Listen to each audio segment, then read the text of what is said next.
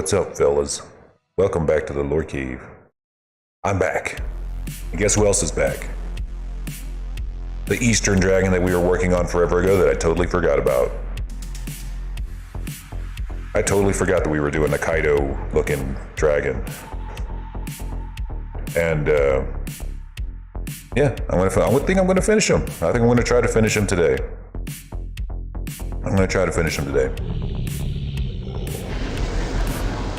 Welcome in, Bull.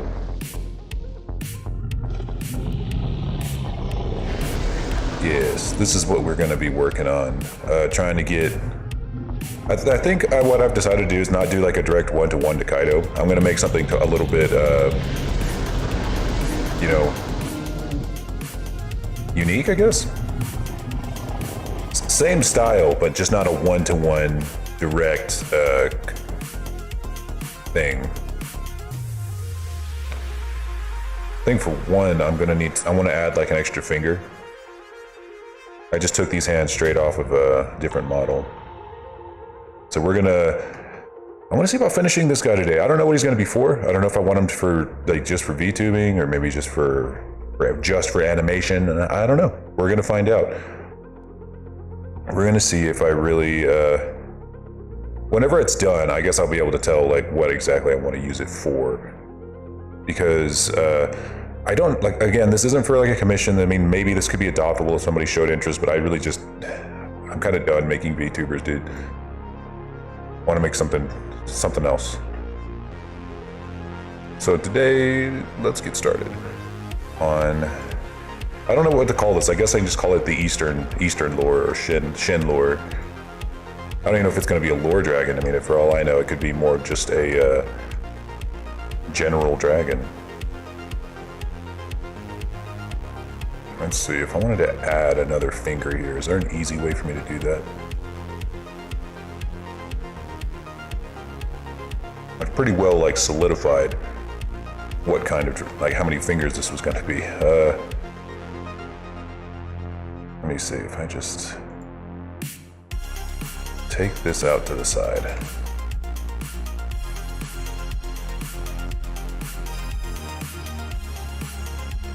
Got rid of that. Maybe got rid of these faces here.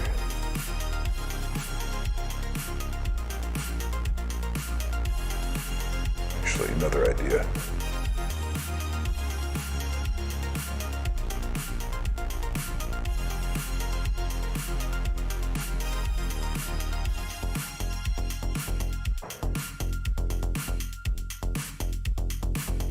There's gonna be like a dirty solution to this, but I think it'll work. If I just like straight up copied this whole thing, shove it over here, and then do some mesh doctoring, I can get this third one. Either that, or maybe instead of having 3 fingers and a thumb, maybe he has 2 fingers and 2 thumbs. You know what I mean? Kind of like what this guy's got going on.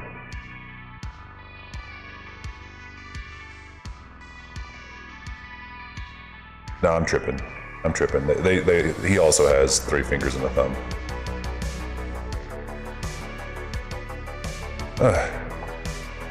I was gonna work on Young Pup today. Get him ready for a VRChat, but I realized there was still some work I wanted to do for the hair that I just did not want to do on stream. I'm trying to find a better way to do hair cards. Or at least better than the way that I know how to do hair cards. That way, his hair is going to look real nice. Because that's going to be really important. What good is a horse without a really nice mane, you know? Ew, Flippy's drooling on me. He's so nasty.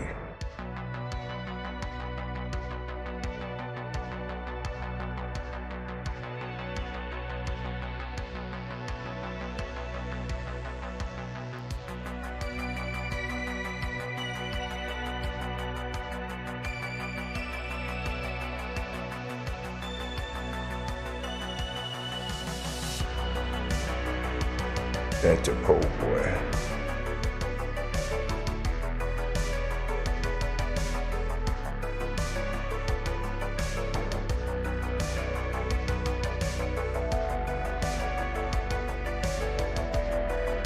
My energy levels have been really low. Ever since I started like working like back at the gym, it's been really tough for me to like find the energy to do artwork later in the day. But I think I'm getting used to it. It's just, you know, new routine. New routine, new meds, you know. You know how it is.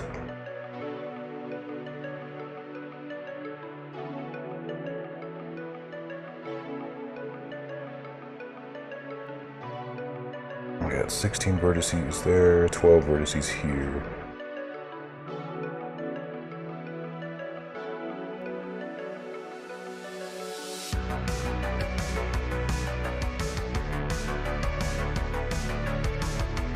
Any way we can bring that down.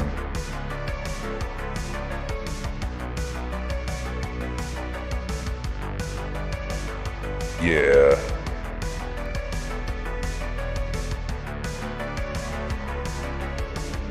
I could, but I just don't.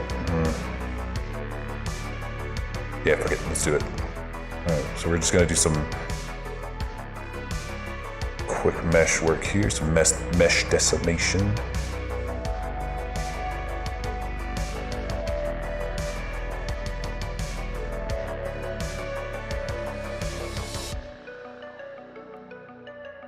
Wait.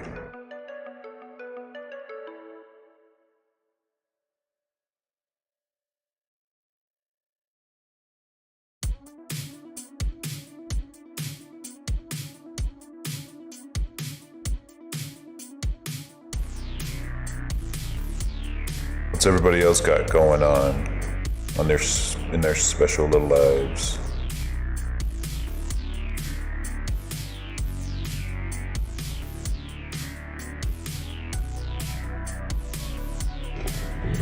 Hey, Silver, welcome in.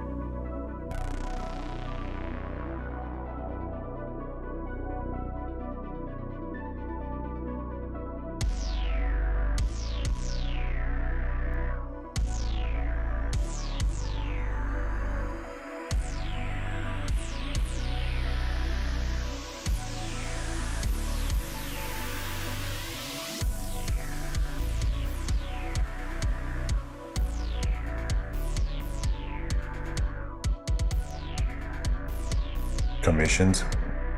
Sounds like a dream. Living the dream. Are you getting a lot of Digimon commissions now?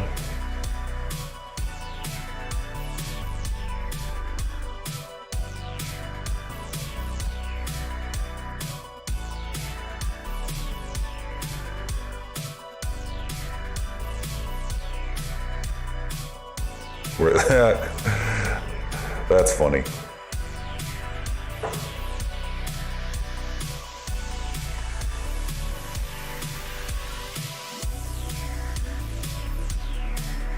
You've solidified your niche.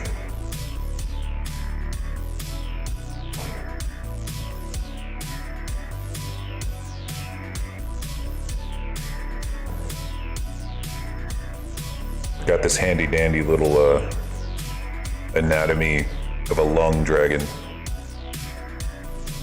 I'm very loosely going to follow something like this so we can have like a bigger shoulders or bigger chest, bigger hips, but everything else in between is like really tiny. Kaido didn't really do this on his model. I'm pretty sure that he was just fully snake all the way through and through. Like these guys, they really didn't do it. They just went.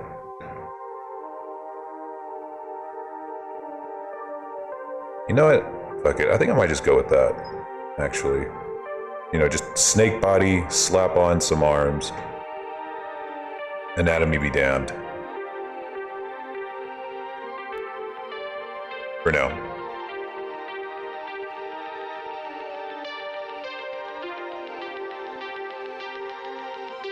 Alright, there's our arms. Let's go ahead and add some horns. How many spans do we need for the horns? 10 vertices on that one. 11 on that one.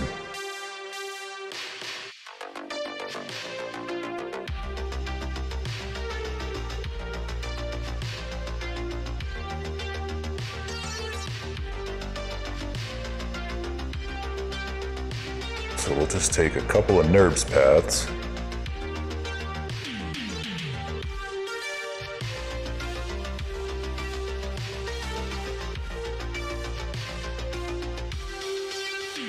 We're gonna do our NURB thing. Our NURBY thing.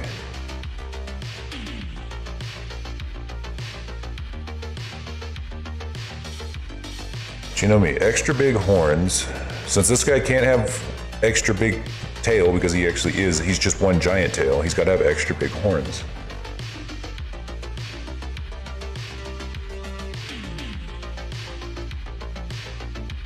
And of course he's gonna have like antlers too.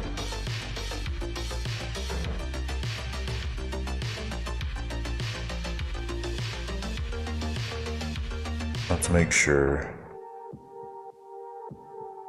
This is looking sick. Thank you. 1, 2, 3, 4, 5, 6, 7, 8, 9, 10, 12. Alright, we gotta take that resolution down by like 1. I think that'll do it.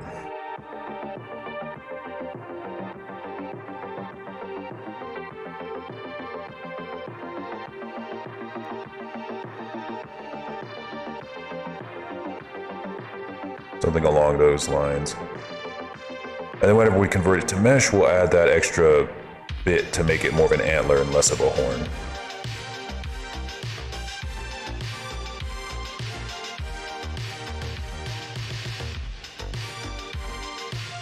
And then the horns here are going to be basically going sideways, so something like this.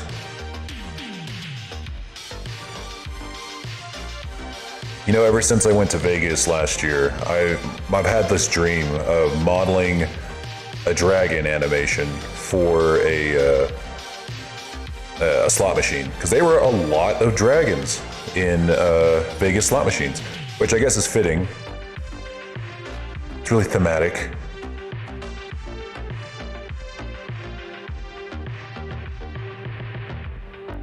Now I want to make one. Like who do I gotta contact? Who do I have to know to design a slot machine for Las Vegas?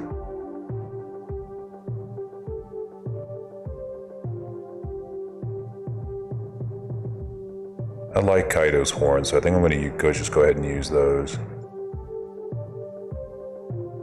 Can't go wrong.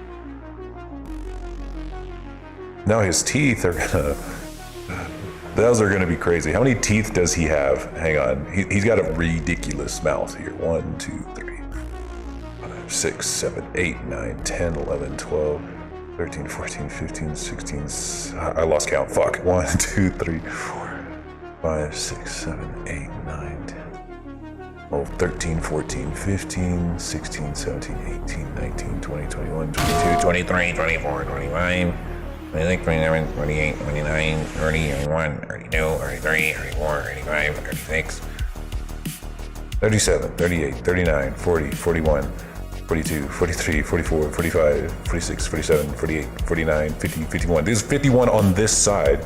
So that means there's 51, roughly 51 on the other side. So that means it's gonna be 102 teeth. Okay, we're not gonna do that. We're probably not gonna do 102 teeth. We'll probably do something like this. There's still gonna be a lot of teeth. Gonna be a lot, but I don't think I'm gonna do 100. That may work in 2D, but that's not gonna fly in 3D.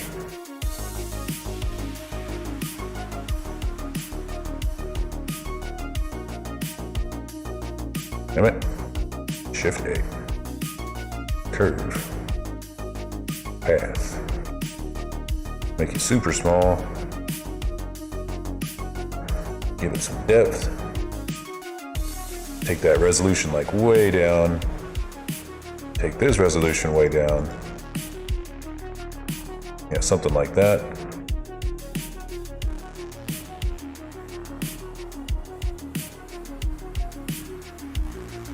And I don't know if these guys really have like webbed mouths, kind of like how I got.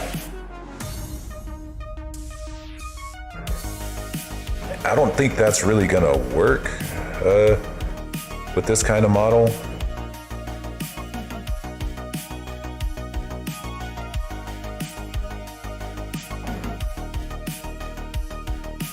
I really don't. How much does this one have? Barely has any. Like if I was trying to make it look like super cool. I don't know.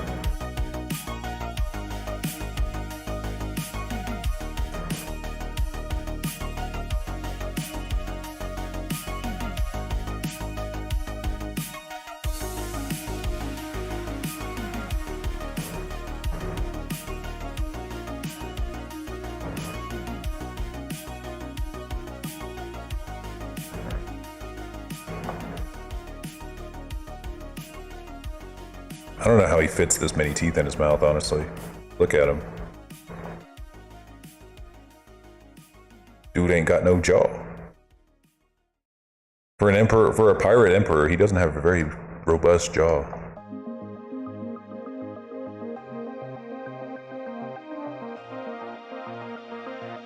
Then again, he did tank some of Luffy's biggest, baddest hits, so I can't really think. He must have a pretty strong jaw.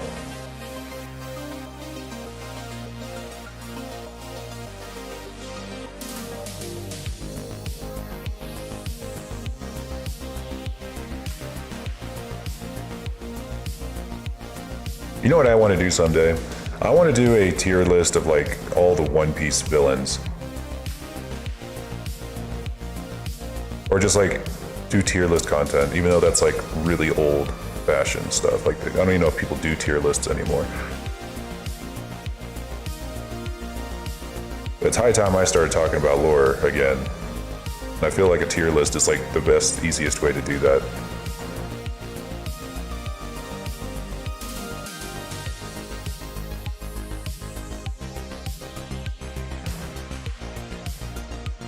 Dang. I made his mouth way too small. Somehow.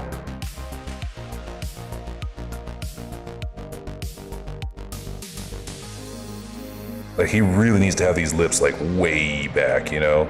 That's just the style of these dragons. They have really big fucking mouths that just like extend all the way into their neck, you know what I mean? We gotta do the same for our guy. Make room for all those teeth.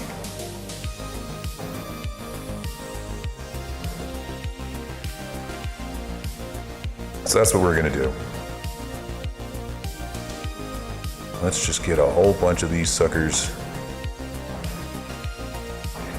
I said I wasn't gonna copy his mouth, but I think I am. I changed my mind. Sue me.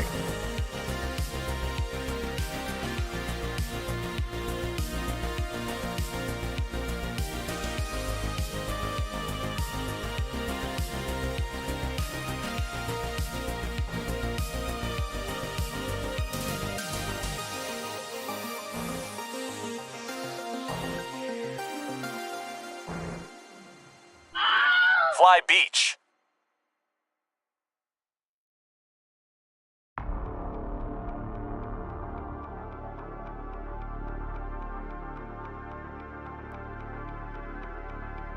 I mean, how could I not? Look at this.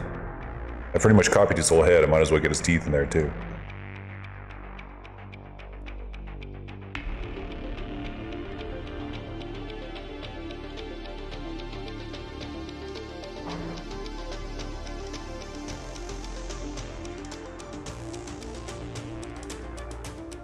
Shouldn't take too long.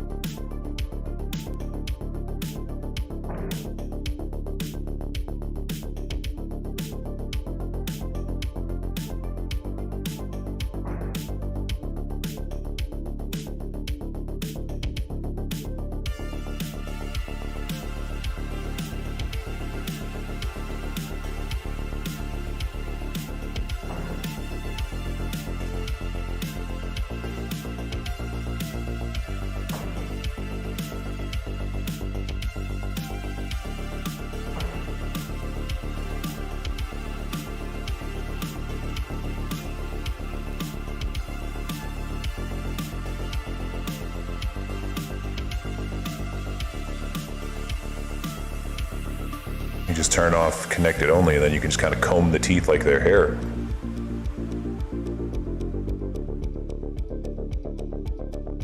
Works like a charm.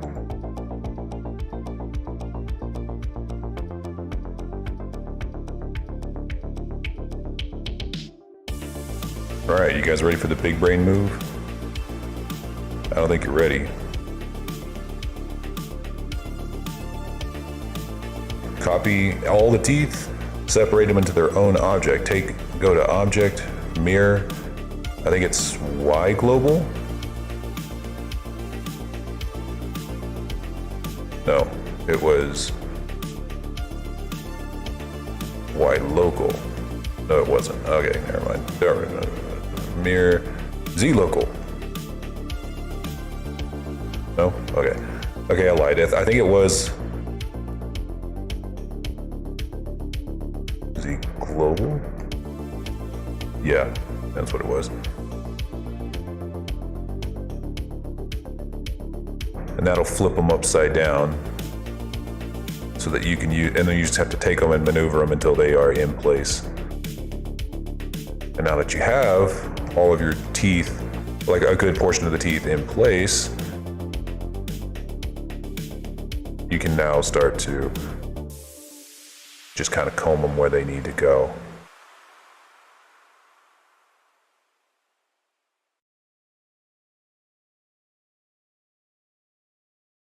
I think I want to give him some fangs that like curl out like tusks. Kaido didn't really have those, but I know I have an example here that does. This one kinda. I don't know.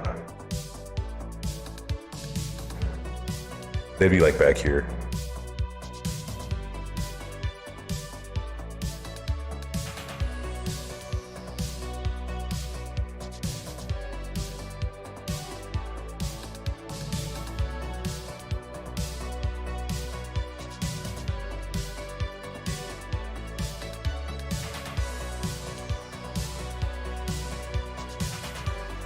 Another thing that's going to distinguish this from Kaido is that I decided I'm not going to do toon shading for it.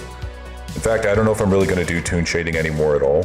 I'm wanting to start moving towards a more realistic art style. Now that I'm not really doing VTubers anymore.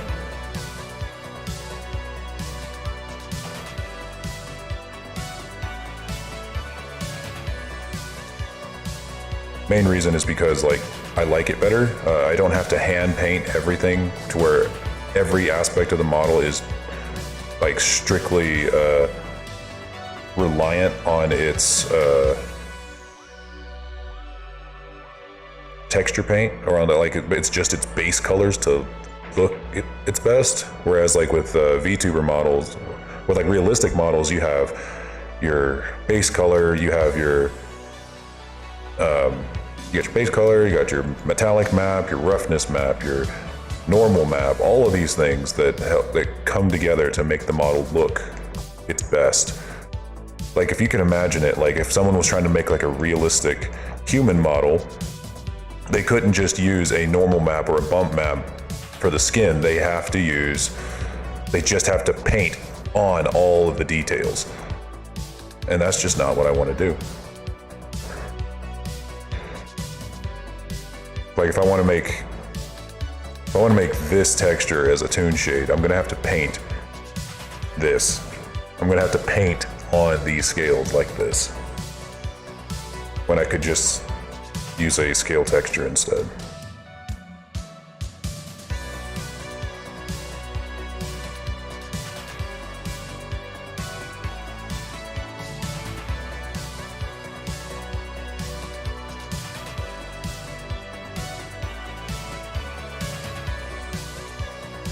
It also makes it so there's like less ways for me to cheat, you know, because when you do a toon shade, there's a lot of things you can hide that you can't hide if you're doing realistic models. And there's different degrees of realism too. Like there's no reason that I have to go in 100% photo real on my first few models. Talking like PlayStation 3 realistic, if you understand what I mean.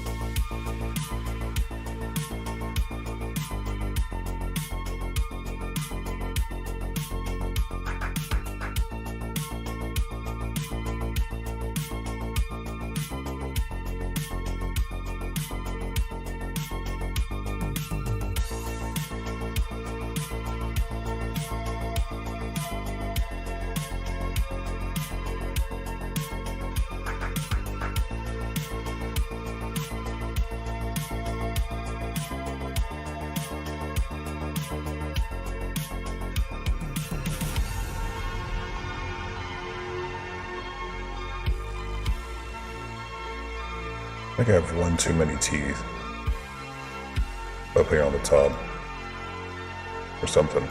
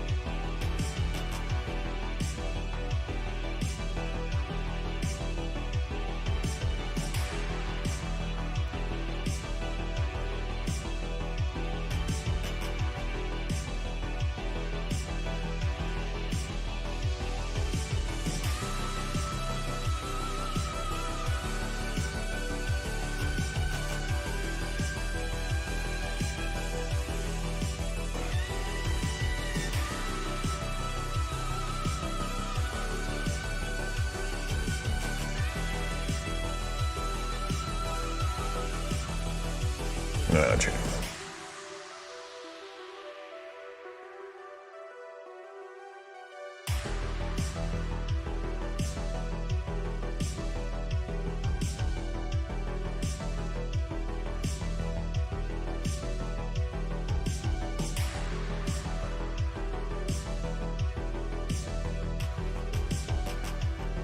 Man, this is gonna kick ass.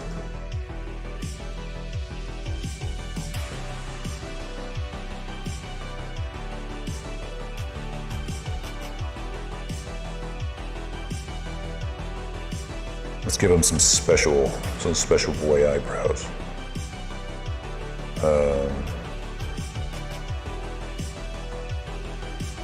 Let's just draw them out. Okay, awesome, thank you.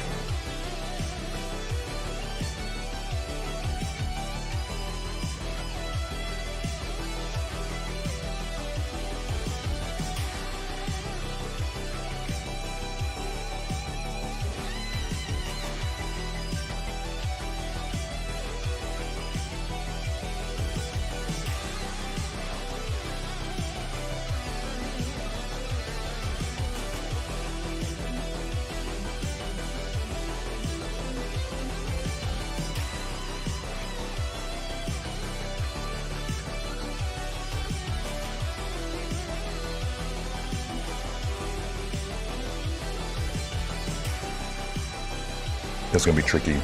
Modeling a swirl is not gonna be easy. Something like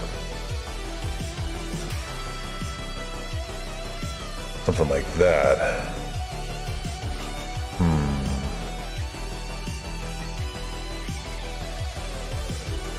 I might even give my guy even more crazier eyebrows than this, but I know it's gonna have a swirl on it right here.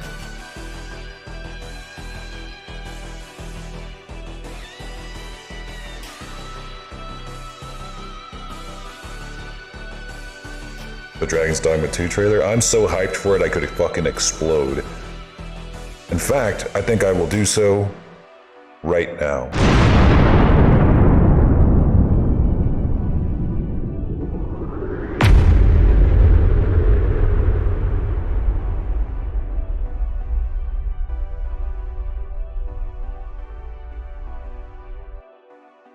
That's how I feel about the Dragon's Dogma 2 trailer.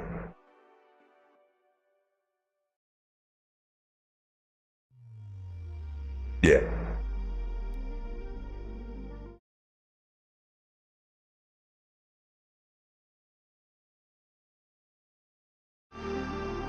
That was dumb.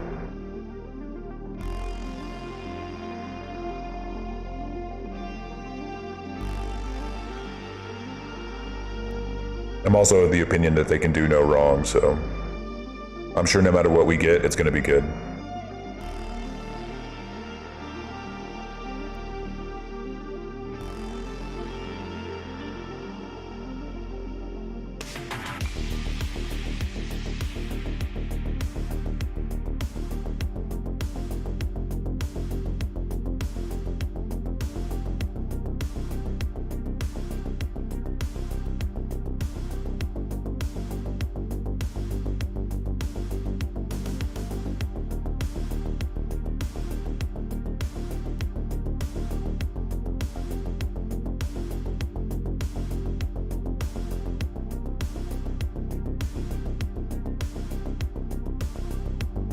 Actually, this is dumb. I think there's another object I could use for this.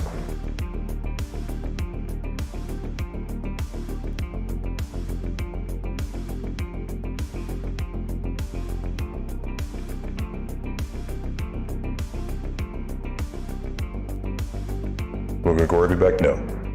No, Grigori's dead. The only way that we'll see Grigori 2 is if Grigori in Dragon's Dogma 2 is if it's a prequel, and then the prequel you fail to kill Grigori canonically.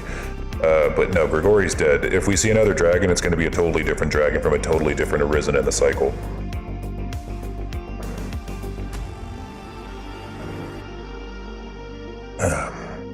Grigori was the failed arisen, was an arisen who killed his dragon, but failed to kill the seneschal. and was forced to return to the world as a dragon to restart the cycle once again.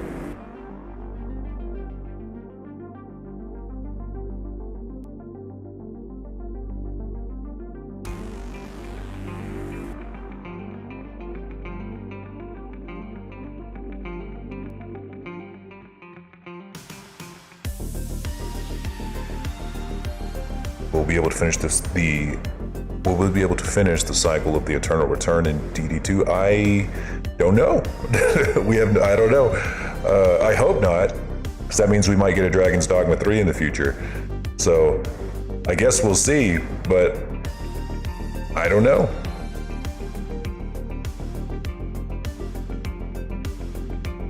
What if your characters suffered the same way? Well, we have no way of knowing, because we don't know which ending was the canonical one. There's several different endings to Dragon's Dogma, and I don't think they ever said which one was the canonical ending.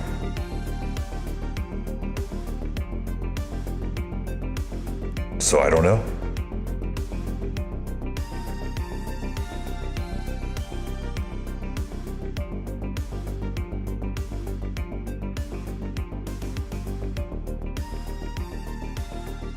Trying to find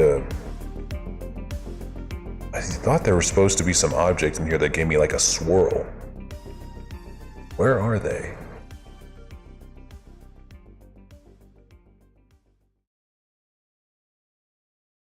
Damon? What do you mean by Damon?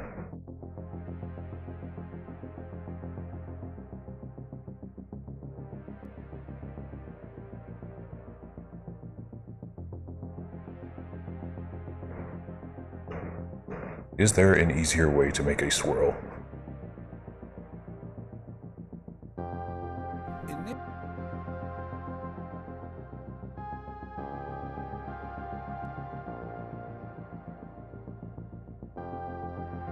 Hang on.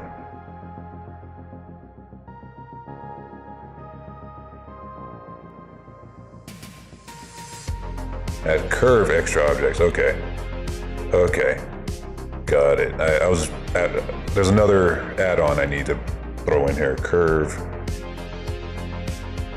Add curve extra objects. There we go.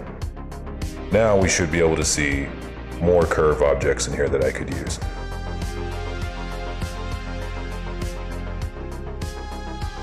I think this is the one. There we go. See, adds a curly curve. And then we can give it some oomph. Well, it'd be nice if it was filled the whole thing.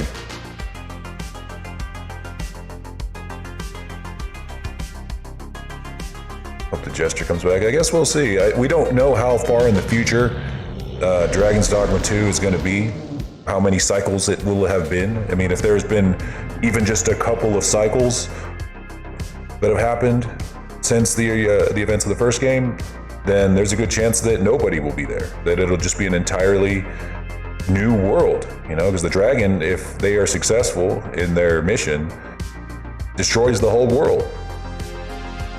There's nothing left.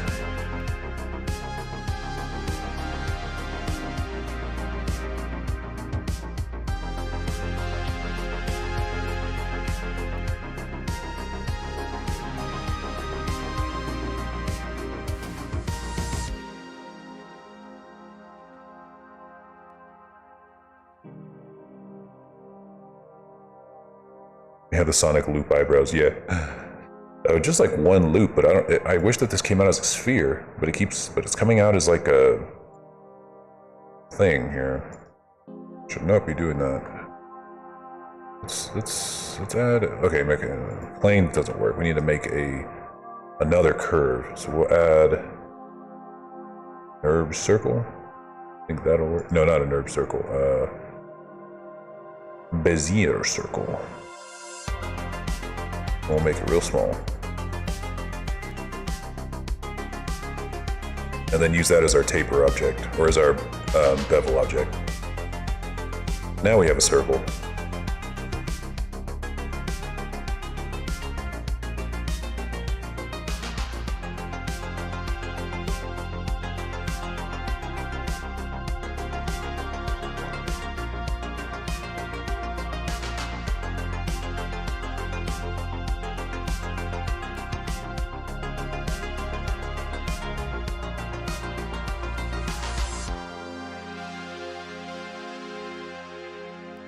Be able to assassinate Lord Julian. I don't think he's ever coming back. I don't think it's coming. Like I said, if we're in a different cycle, everyone that you met in the previous game is long dead. You play the DLC? Yes. I gave up. I couldn't do it. It was too fucking frustrating. Once you get to Sonic's parts, God, climbing those towers is fucked up, man. Holy shit. That was just... Like, I know I've been asking for a harder Sonic game, but this was too much. Oh my God, no checkpoints, no nothing. It was just, you better get your ass all the way to the top of that tower with impossibly clunky controls that sometimes work, and if you fuck up, you fall all the way back down to the bottom. Jesus Christ. The original towers weren't that hard. Like in the normal game, when you had to climb the towers and do that bit, it wasn't that hard. It wasn't at all. But this was just busted. Just absolutely busted. Plus, I didn't exactly have like the controller, or my PlayStation controller's kind of bugging out right now. So it's probably not the best at determining whether or not the levels are truly busted or not, but god damn it, that was too much. I couldn't handle it. So I gave up. It was not worth it. I was getting so pissed off I was about to throw my controller. But I did watch, I just decided, I'm never gonna play through all this, so I'm just gonna give up. But I did watch like a video showing the true ending. And I feel like it's a good thing it was free, because that's how the game should have ended in the first place. Lords of the Fallen. I saw a poster for that. I was driving by a GameStop today, and I didn't even know they still had GameStops, but I need to see that. And they said Sonic is for kids. Yeah.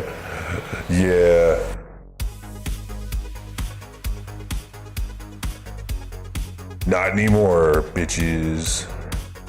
GameStops are sad now, I know. Well, I think that they kind of have something going on. They have at least something to offer, because when you walk in there, they sell fandom stuff now. Like, they have toys and collectibles and things, which is kind of nice. They're like, I don't know if y'all guys had these wherever you live, but we had this place called Hastings, where it was like this massive fandom store, where they had video game rentals, they had movie rentals, tons of toys, cards, books. It was like a book, like Barnes and Nobles. Barnes and Nobles kind of is like this today, but no video games. Yeah, it's basically Barnes and Nobles, but with a massive selection of video games for rent and for purchase. It was an incredible place. I can't believe the whole place went out of business, but it was such a wonderful goddamn place.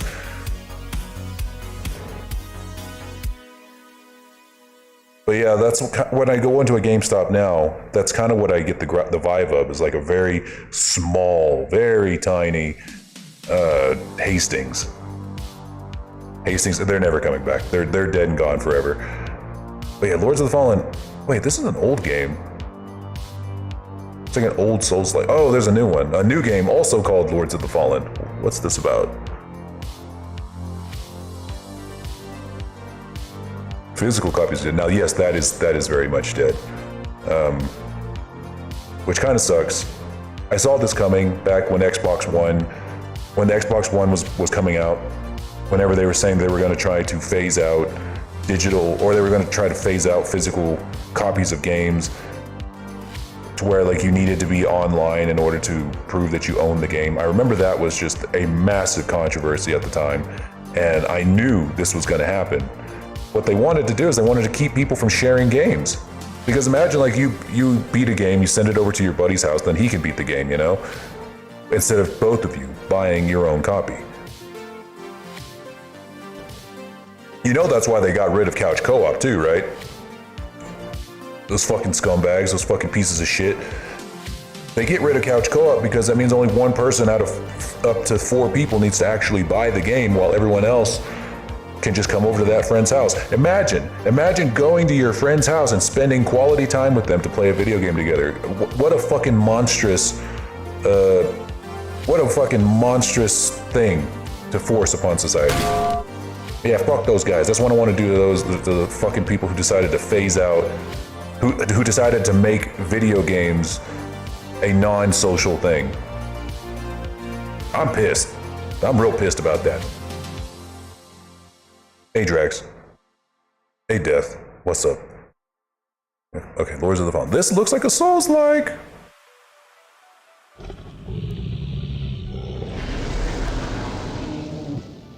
What are you? This website's wild. It's like, you have a really pretty website, but tell me about your game. Dark fantasy action RPG. Hang on, let's take a look at this game. This actually looks really good.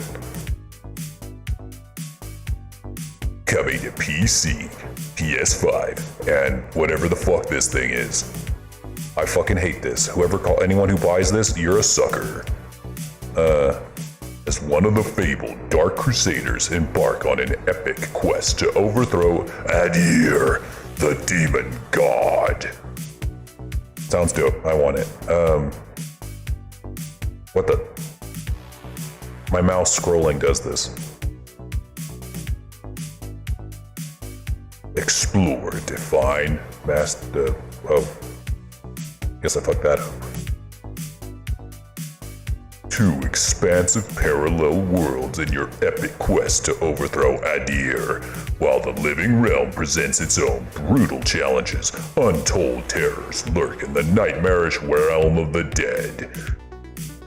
He's holding his weapon like a great weapon in Dark Souls. I'm feeling pretty good about it. I'm feeling pretty good.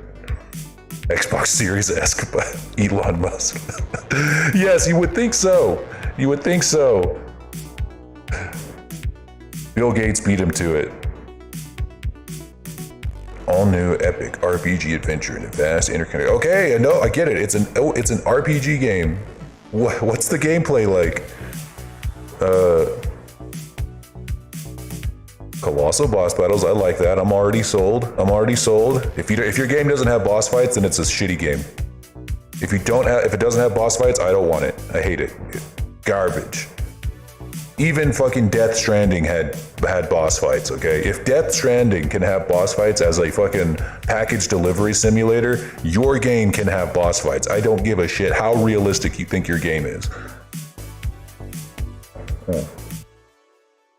You better have boss fights. Fast, challenging combat.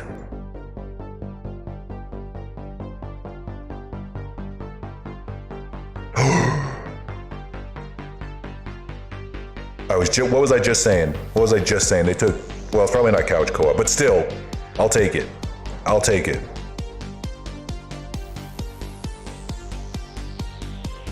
No, hang on, is this Dark Souls co-op or is this like real co-op? Because Dark Souls has done irreparable damage to co-op games.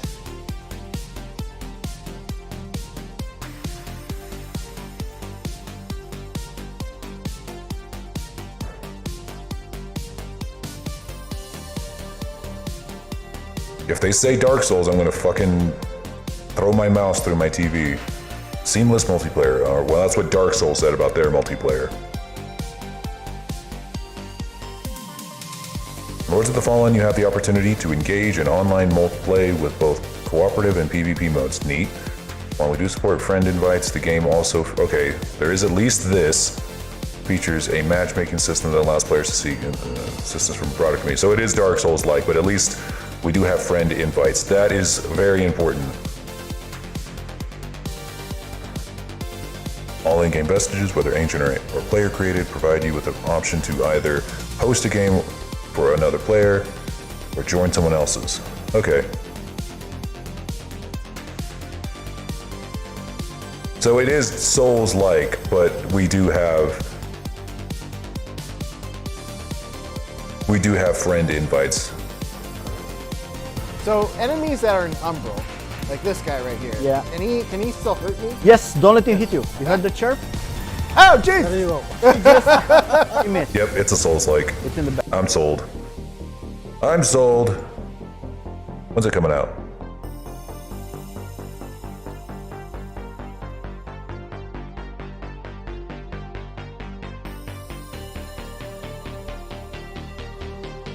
Yeah, I'm not gonna pre-order this game, but give me a release date. Just have a release date.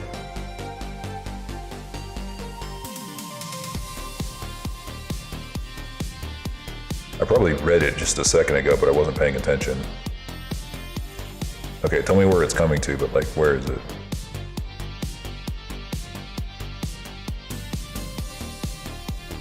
These are blog posts that came out this year, so these aren't release dates. Do we have a release date?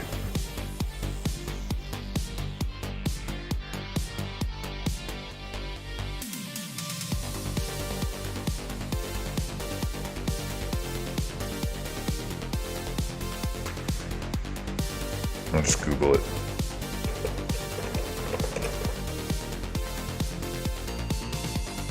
Oh, guys, this game's been out for for almost 10 years. Yay!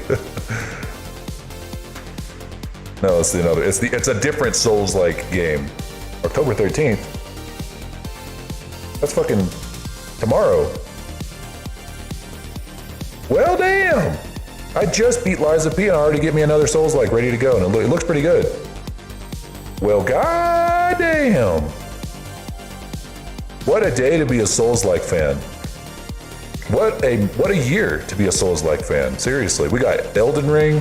We got. Well, I think Elden Ring came out last year, but still, it's so good that you have to be playing it for 2 years. This is the era of the Souls-like enjoyer.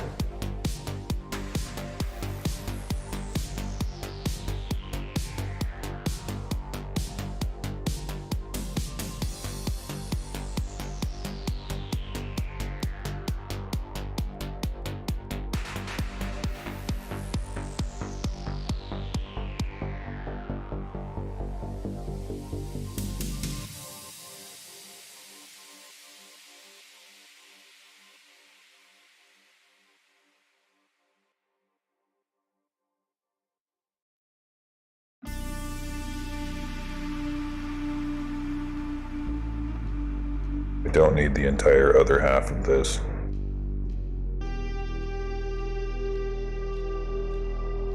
Can Nintendo games?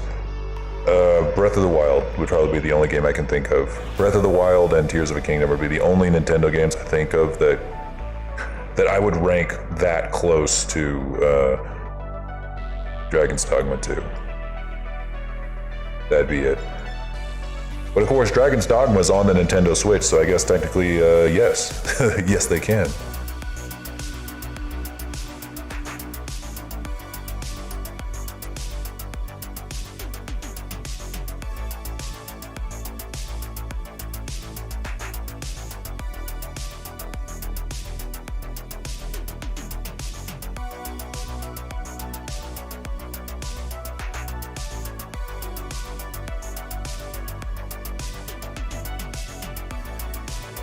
Oops. Don't need that there.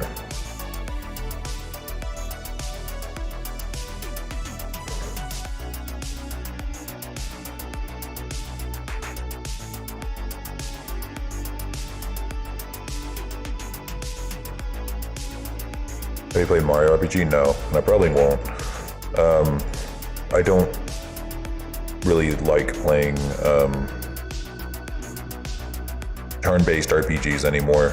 Like, there was a time when I really loved them. Or if I do play them, they need to be like Fire Emblem. You know? A game where like positioning matters, you know, where you have to, where moving is just as tactical as attacking. Just not a really huge fan of turn-based anymore. Heck, Final Fantasy's not even a big fan of turn-based anymore. They haven't made a turn-based game in a while.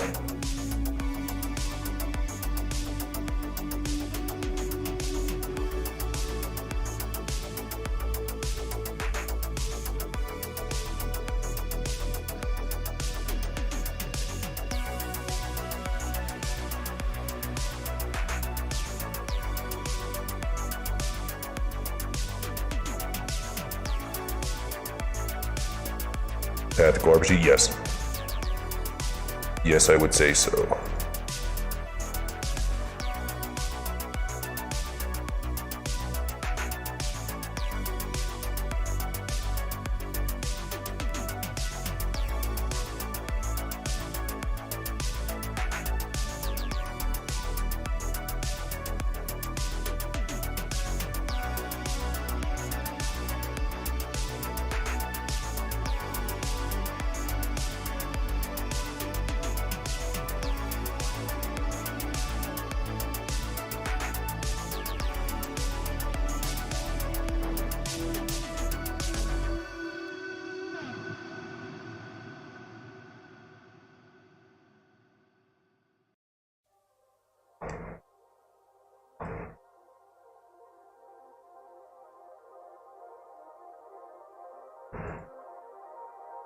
I think that's why I like Baldur's Gate so much. Seriously, I know I'm probably not the only person to ever say this, but Baldur's Gate is just the epitome of like tactical RPGs. It's just simple enough so that a beginner could get into it without having to like know a ton about D&D. In fact, you don't have to know anything about D&D. That's what's great about it too. You don't have to know shit about D&D, and it's just still an amazing game. They couldn't have picked a better studio to make a game based on D&D. And the fact that it's not, I was afraid whenever it was first announced, like a long time ago, that they were going to make it real-time RP, or like a real-time, you know, what's the word? I don't know the acronym, but real-time, which I hate. I actually don't like the original Baldur's Gate, or Baldur's Gate 1 and 2, because they are real-time RPGs, and I get the appeal, but if I'm going to play something in real time, I want it to be skill-based, you know? I don't want it to be pause and play, pause and play, pause and play.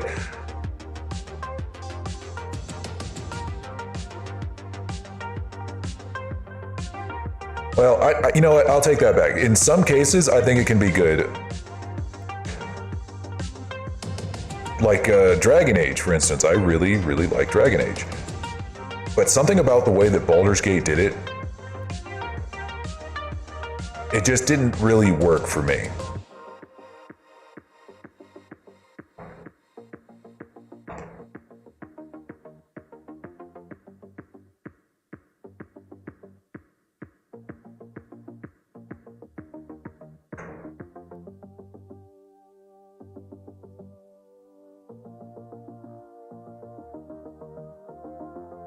Symphony of War. I need to check it out, maybe.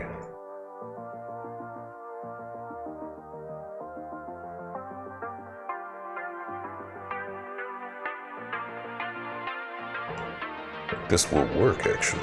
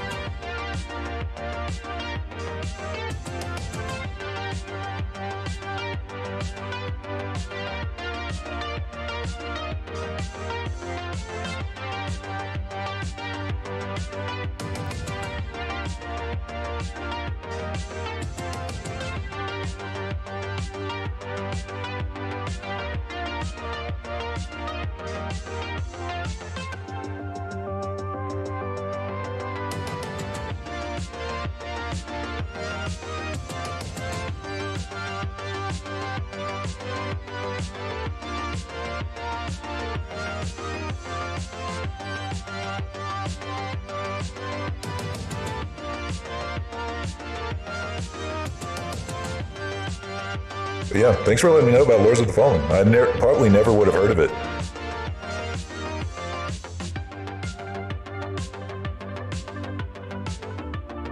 And it's just funny because there's already a Souls-like game that's called Lords of the Fallen that came out forever ago. And I just think that's just hilarious. It's just so funny. They had to know about it, you know? They had to know. It was like one of the first games that was like one of the first games that was like made as a Dark Souls ripoff. I don't know, it's probably a little bit harsh, but the first game to really that wasn't Dark Souls to be a Souls-like game. something that wasn't by FromSoft. I guess that's a good way to put it. Like something that wasn't by software.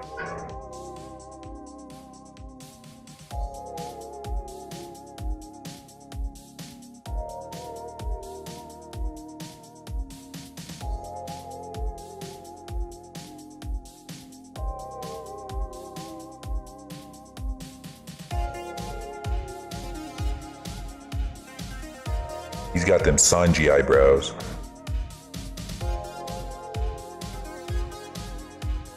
Nami Swan!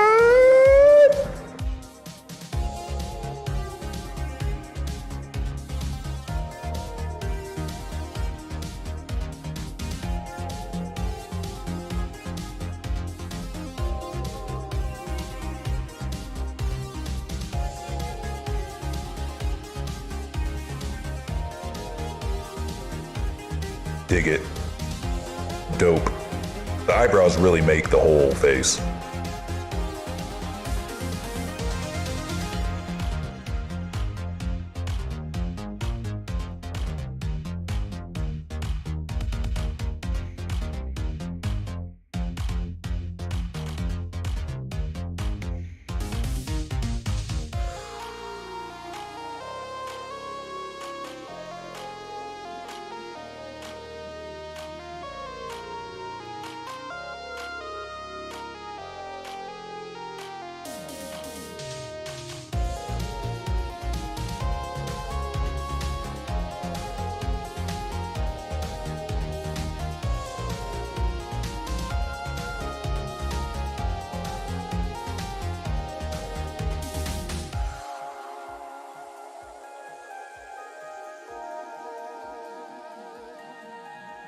Since I'm going to go with more a realistic model, I need to give him some actual eyelids.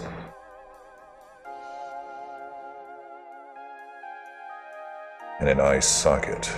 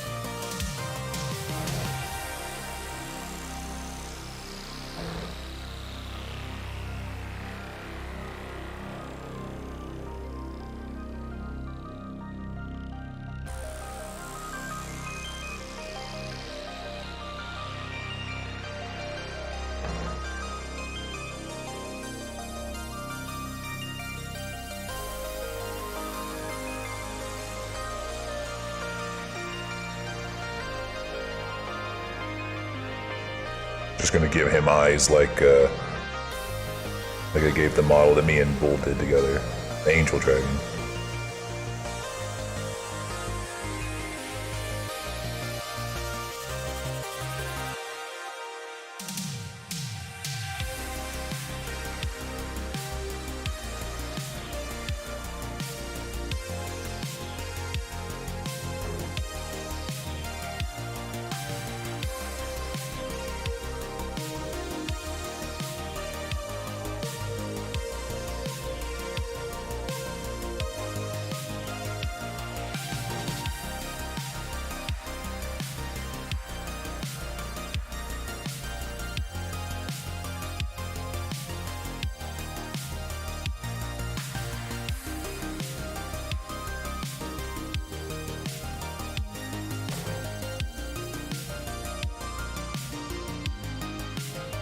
Gorgeous.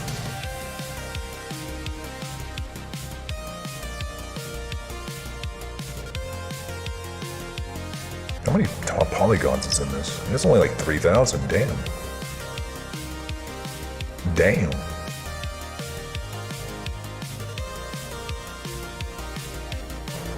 Close to getting both.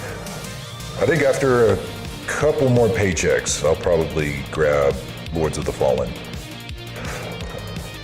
After buying the Cyberpunk DLC, my gaming funds are dry. For now.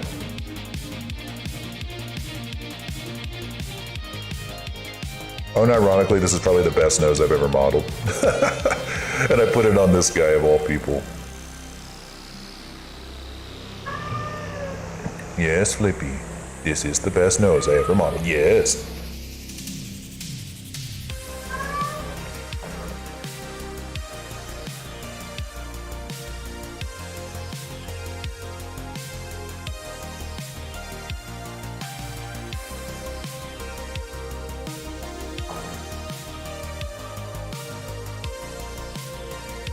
Hey, Ramon. Needs more teeth. Dude, it's got 100 teeth! It's got literally 102 teeth!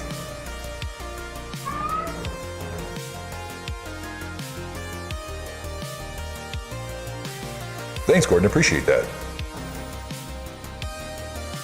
I think he's coming across pretty good, too. We're just kind of taking inspiration from a bunch of different lone dragons. Mostly Kaido, because Kaido's the best. But I don't want to copy him entirely, so I'm going to make like some changes.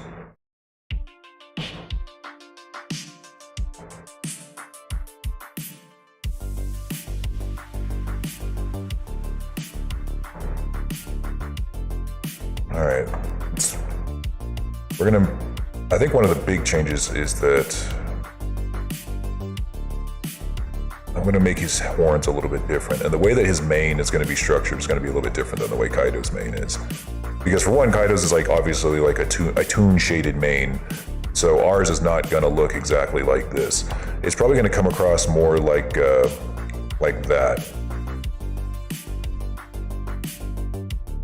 or maybe like this.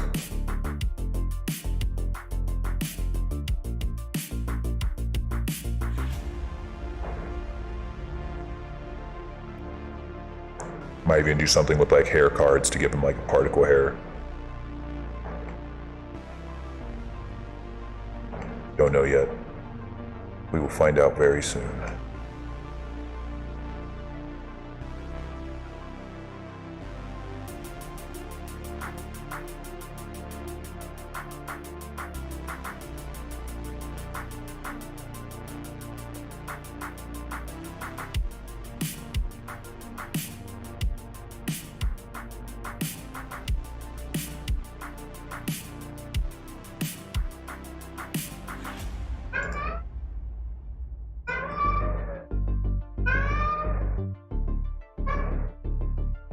Like that.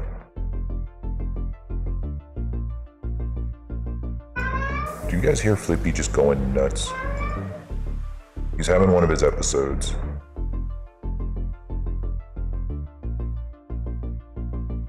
He's having one of his Flippy-sodes.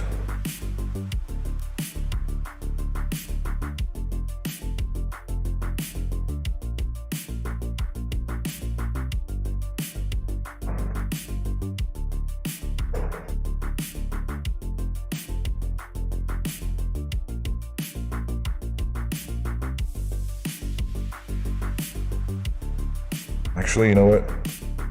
I'm a big brain boy. I'm going to do this the big brain way. So that they come out looking sharp. Nice and sharp. I think I want, let me see, what are these horns like? Maybe to have like a couple of antler horns like this. Yes, I am the big brain, the boy.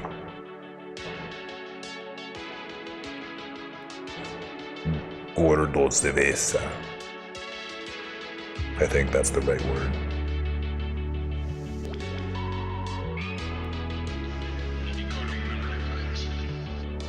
Not cerveza. No, it's not cerveza. It's that's a different word. That's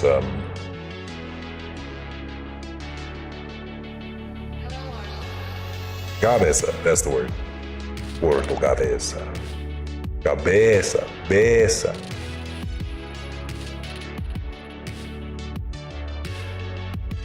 What's brain in Spanish? Hang on. Cerebro. Gordo cerebro.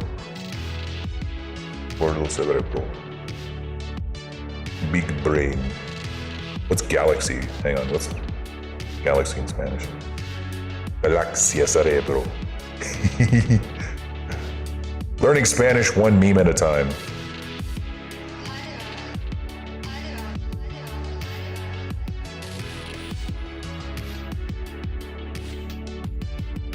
My grandma, my abuelita would be very proud.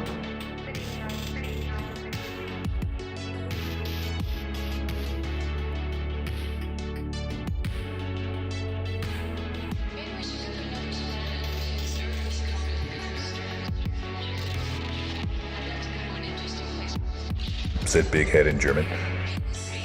My sister's boyfriend speaks German. At least he claims to speak German. I've only ever heard him say like a couple of words, but never like a full sentence, or like speak it to his family, which I don't think even speaks German. But we'll see. Maybe someday. Someday, he will prove himself.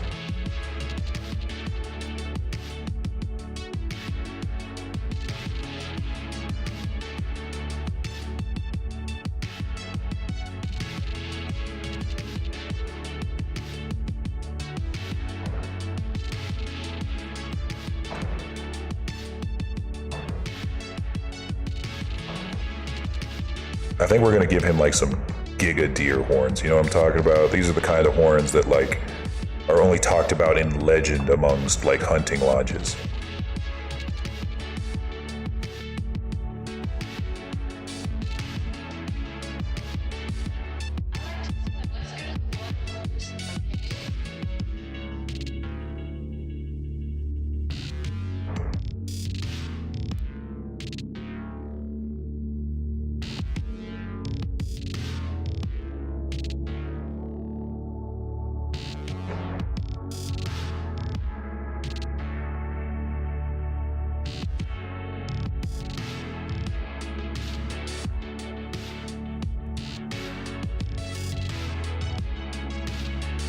Yeah, that's right, giga horns.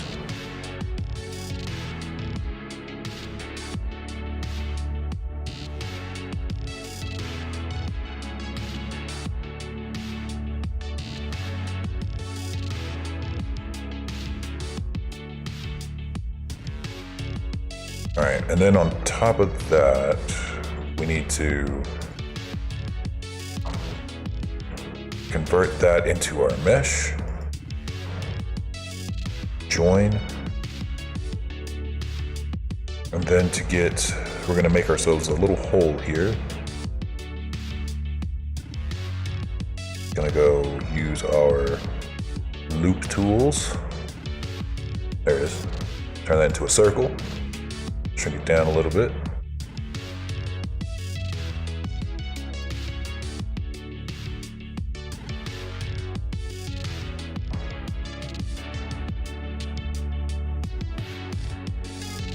Then we're going to piece it together.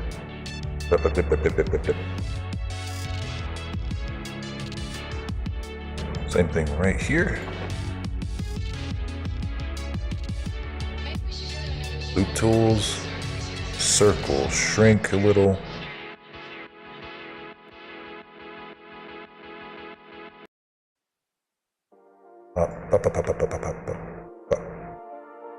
Wait a second.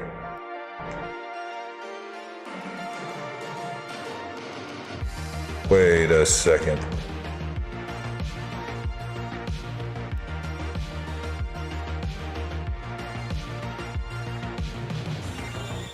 There should be 8 here, but there are 10. Okay, that shouldn't have happened.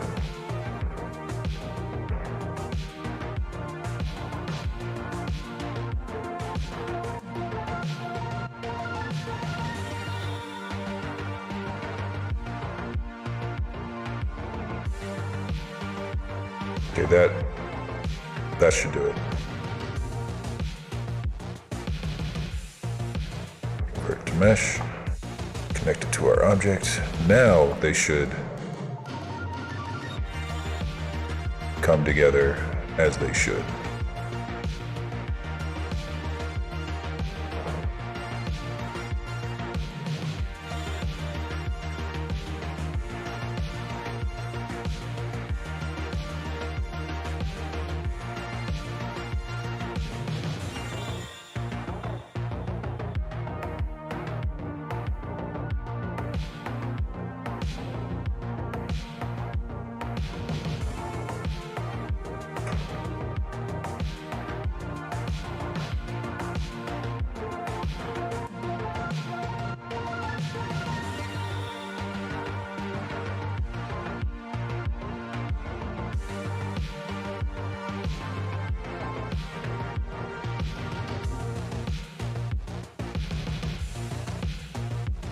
Actually, instead of using the sculpt tool, let's just take that.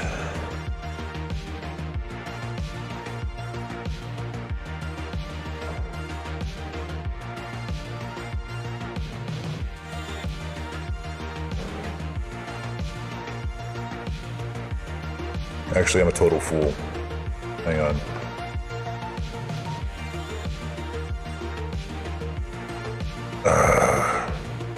Never mind, I'm gonna have to live with it. I gotta change how many undo steps I can do. Let's do like 60. I know it's gonna take more RAM, but I need to have those undo steps. This will still look fine. Look good enough.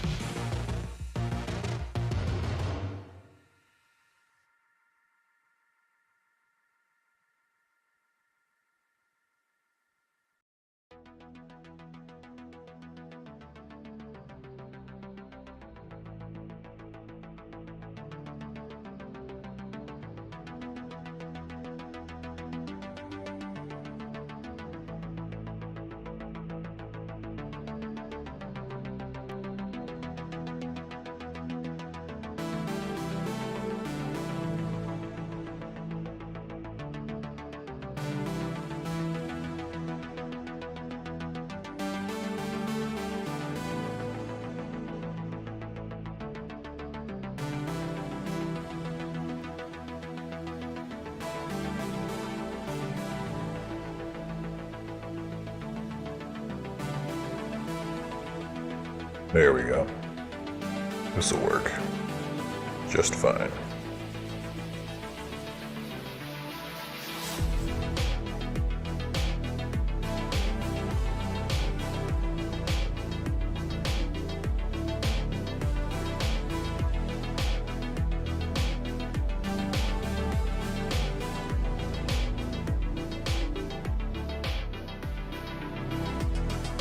Always cap off your horns by selecting the last vertices and go merge at center, and it'll make a perfect point.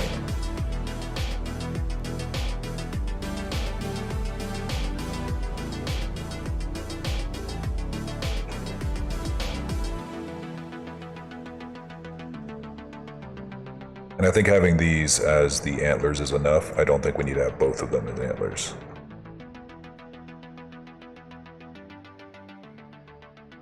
But I do need to cap off this horn.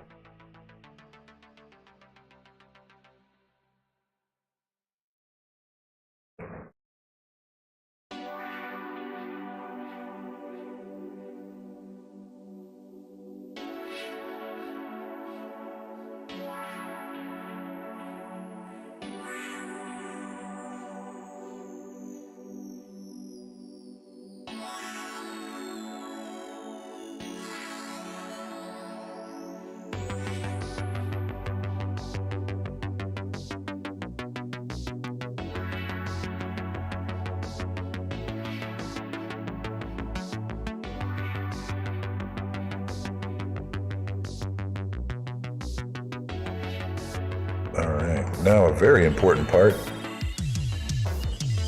The mustache. You gotta have a mustache on your lung dragons, okay? If you don't, I wanna come to your house with the police and we will arrest you for crimes against, or it's basically a hate crime at this point. We're not adding in your mustache to your lung dragon. Even if you are femme presenting, you must have a mustache. That is the law. And it must be no shorter than 15 feet long. That's 5 meters for you European cells.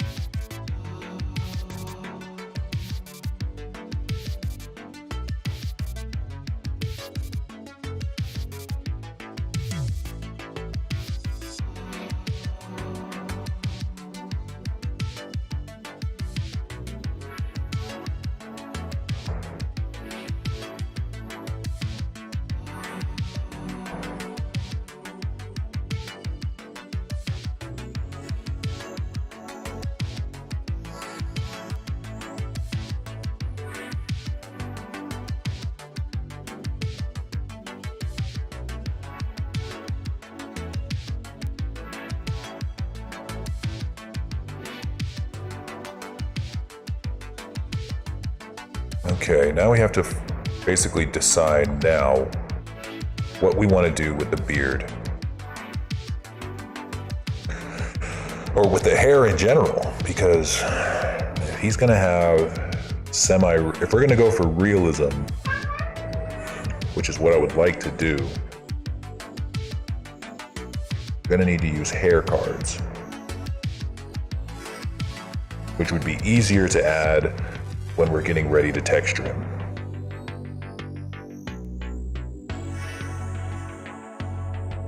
Yeah.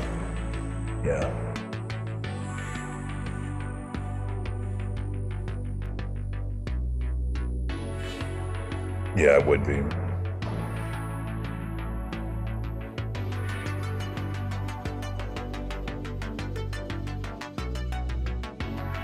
But I don't know if we really want to go for realism. Not like a lot. I mean, because if we were, it'd look like this. You know, and I think well, I don't know. I think this is still in the cards for us.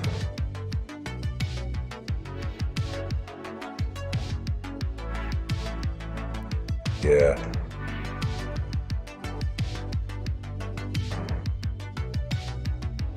I'm gonna add a couple more strands to couple more extrusions to our eyebrows here.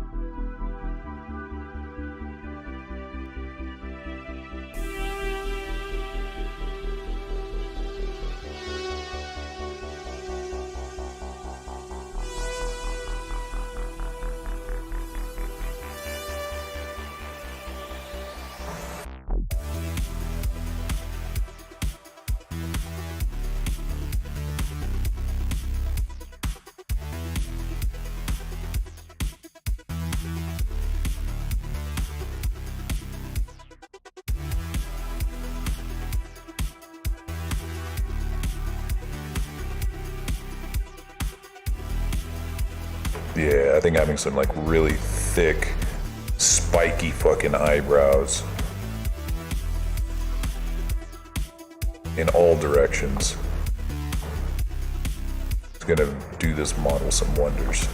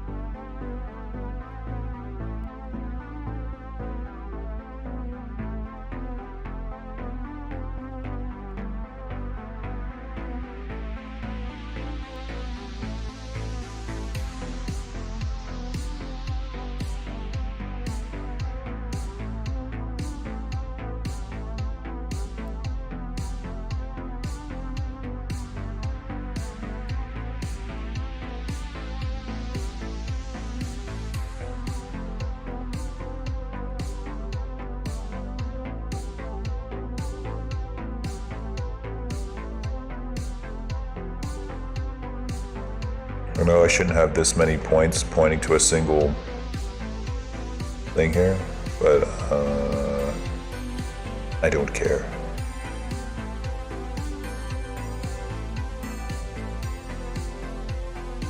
It'll be fine.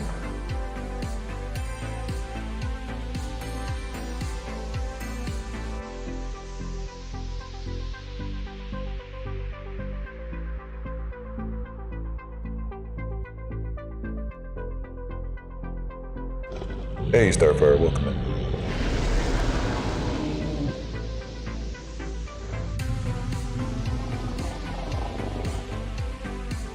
Almost.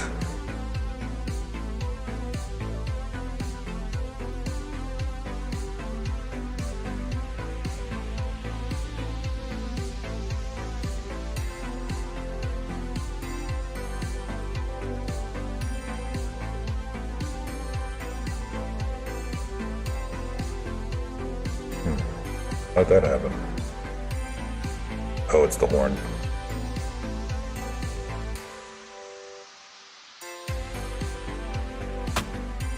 Boy. Overused. Welcome to the lore cave, overused hole. Love that username. That's beautiful. Beautiful. 10 out of 10 username. You guys could learn a thing or two from overused hole, okay?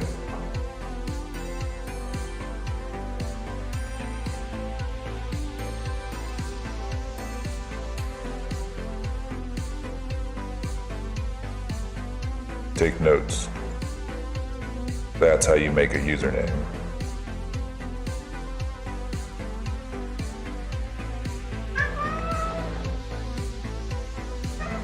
What is it, Flippy? He hears me say overused hole and gets so excited. Stop, no.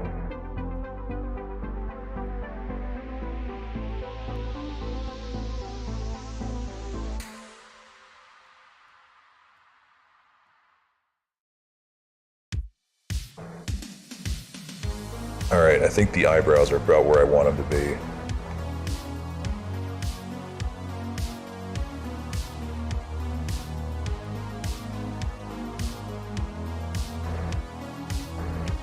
Not like the actual brow. Might need to do a little bit of sculpting. Add a little bit of topology. Just so we can get that looking smooth.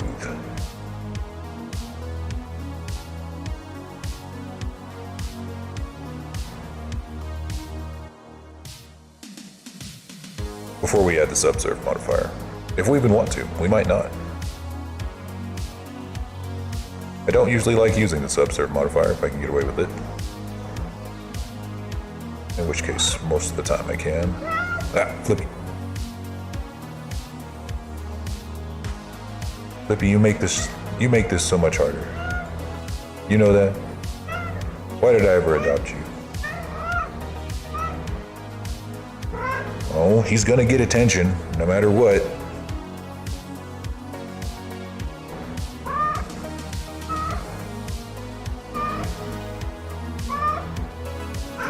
He is insufferable. But we love him anyway, even though he's a bad boy.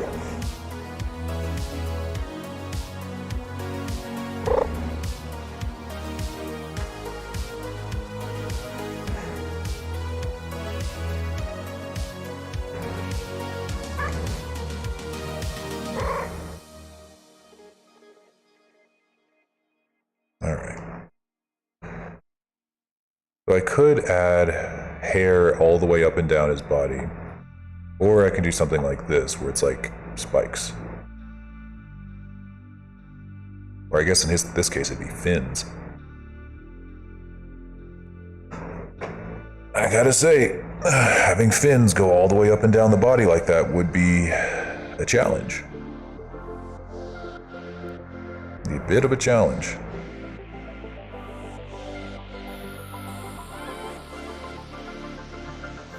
Speaking of, let's go ahead and get the body. I think it's about time we got the body attached.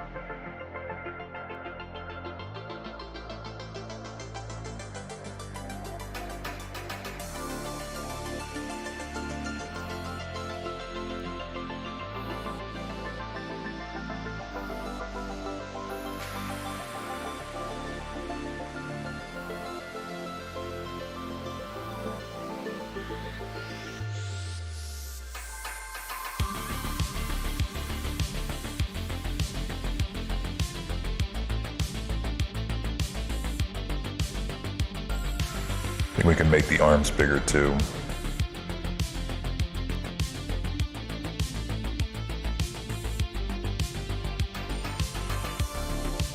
Okay, how many spans do the arms have? 8. Oh, that's actually, yeah, it's perfect. All right, so we're gonna take that, make a copy, hide it, turn this to a mesh.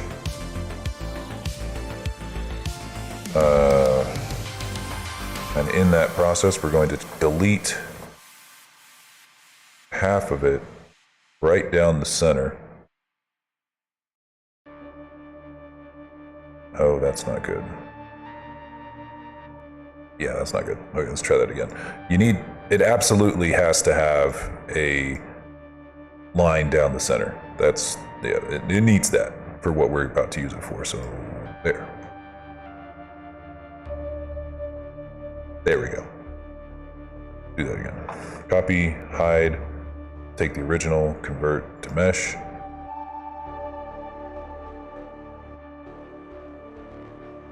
Actually, hang on. One more thing. We should probably take its resolution down. If we do intend to use the subdivision surface, if we add it to this, it's going to be a monstrous. It's going to be huge. It's going to have just so many polygons that are useless, that aren't actually doing anything for the model itself.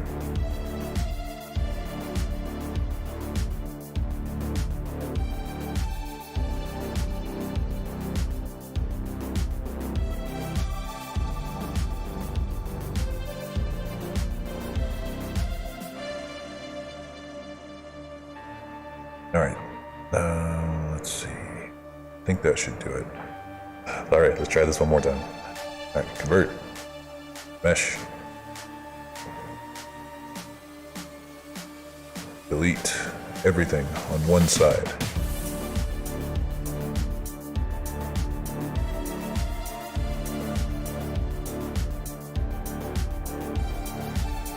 Then we're gonna add a mirror modifier. Bam. Turn on clipping because we actually do want this to merge at the center. Just checking to see if it's merged. It is. Let's cap off our tail. Merging at the center. Actually, no, can't do that yet. Gotta wait till. Can't do that right now. Well, actually, no, we can. Merge at center and then slap them together. Just like that, our tail is capped even with the mirror modifier on.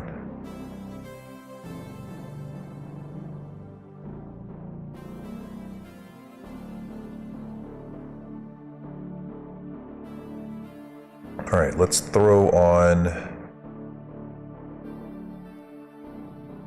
the arms. Very easy process here. Might as well throw these in here and make it a little bit easier.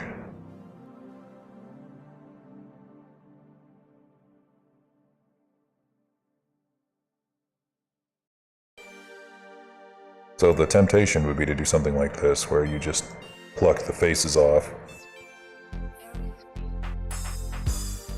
and just count. Oh, I was wondering, like, why is this not joining in? Just because it's not the same mesh. There we go.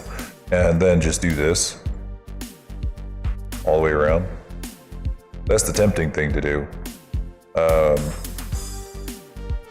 Wait. Yeah, we don't exactly want that to happen, because we want to give it at least a second thought, because we want the topology of these arms to be suitable for moving around, specifically around the shoulder. The arms are already made for bending and stuff, because you can see we got a good elbow, got a good wrist. Fingers all have really good joints on them. The fingers are good to go. These things are ready. But the shoulder itself right now, because it hasn't been connected to the body yet, is not quite what I would want it to look like. So we're gonna have to do some mesh doctor in here to get this where we want it to go. So what I would like is this loop to go like around here, back up, around itself, and then loop in right here. Thank you.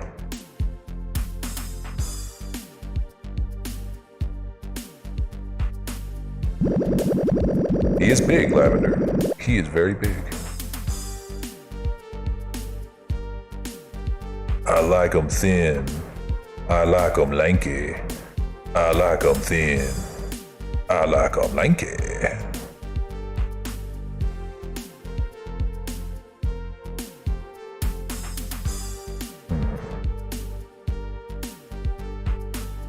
don't actually have a loop going around there.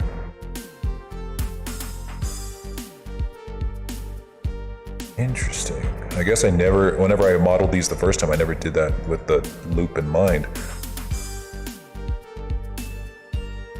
If I wanted them to loop, what would I do? That's what I would do.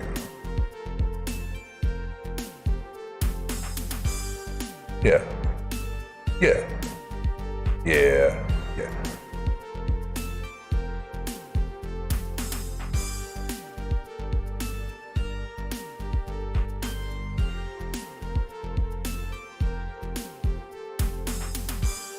Okay, so now, as you can see, we will have a loop going up and around. Now, well, actually, I still want it to go up and around up here. Right? Right? Yes. Yes, I do. So, if that's the case, we want to take that, merge it center.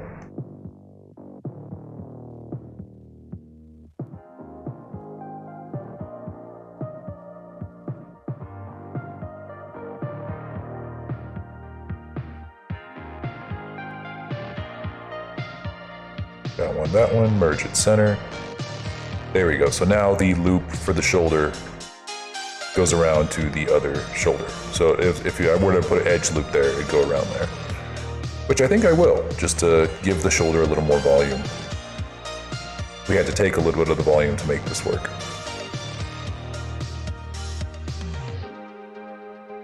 And now if we were to take this shoulder or this arm like this, and like rotate it down, well, like rotate it at the joint, like this.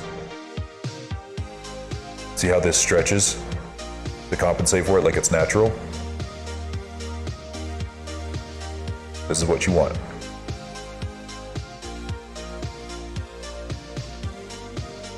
That is the dream.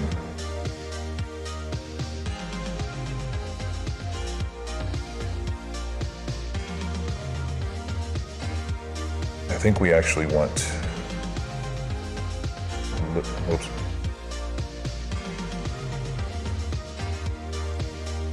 That too.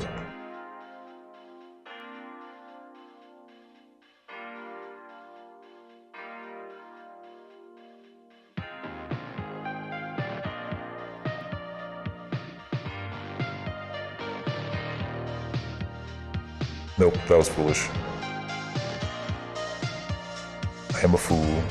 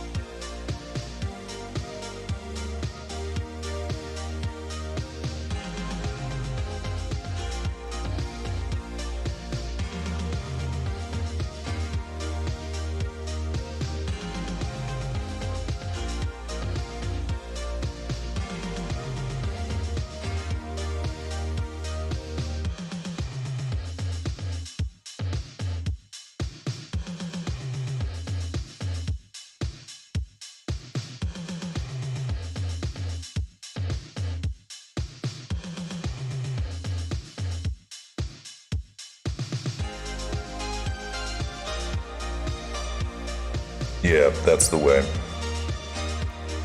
This is the way. All right, let's do that exact same thing again over here.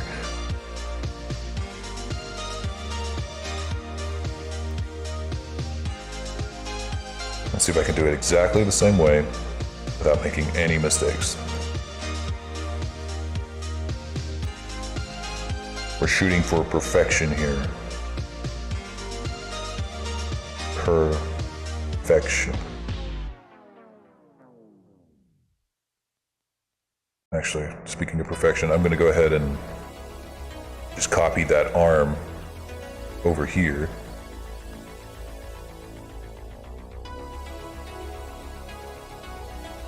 Once I did do some changes to its topology. There we are. Yes.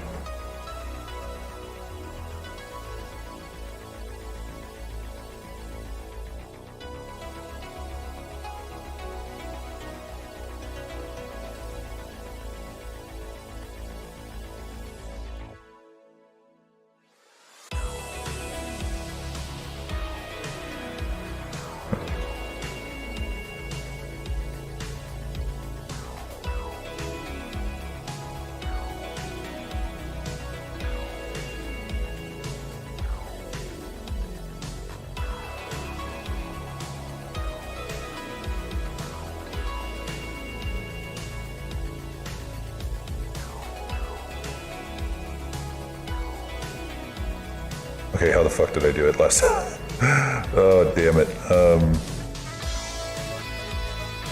How did I do this?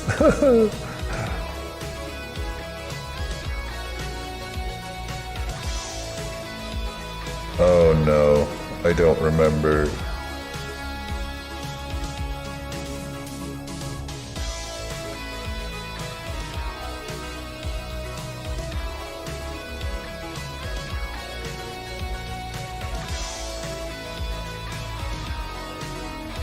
Okay, I remember now.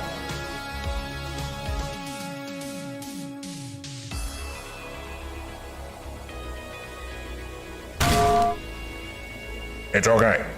I got it. Alright? I got it.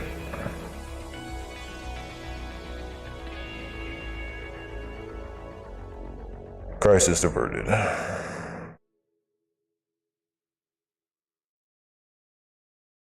I swear, guys, I do teach Blender. I swear.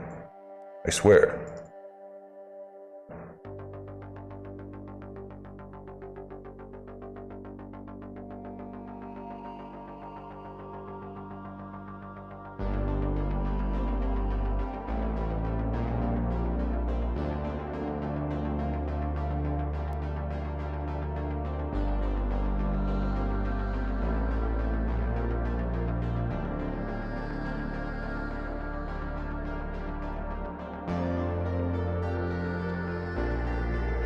Associate's degree in welding. Congratulations, my friend. You're gonna make more money than I ever will in my entire life. Congratulations. Seriously, congratulations for picking a very smart degree. Like if you're gonna go to college for anything, that's gonna be what it's for. That's what it should be for. Right now, anyway.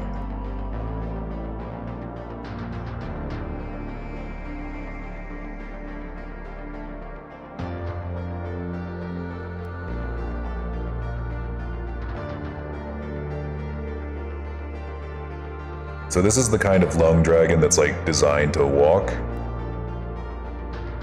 So it has like legs similar to mine, you know, like this. I don't know if I want this thing to even be like anything close to walkable, you know. I'm looking at something like this.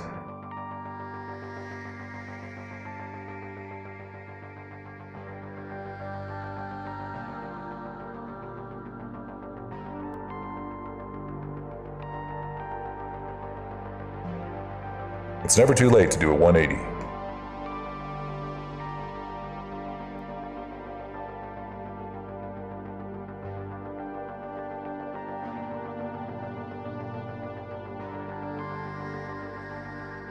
You know, the way that they do their hair here, it's a little more lanky, but it's not realistic. Oh gosh, I don't know, guys. I'm so torn because I kind of want to do something like wacky like this, but I also kind of want to do something realistic like this. And if I go realistic, I'm gonna have to make him some legs. like this. But if I want to go like wacky, I can just use the hands that I already got.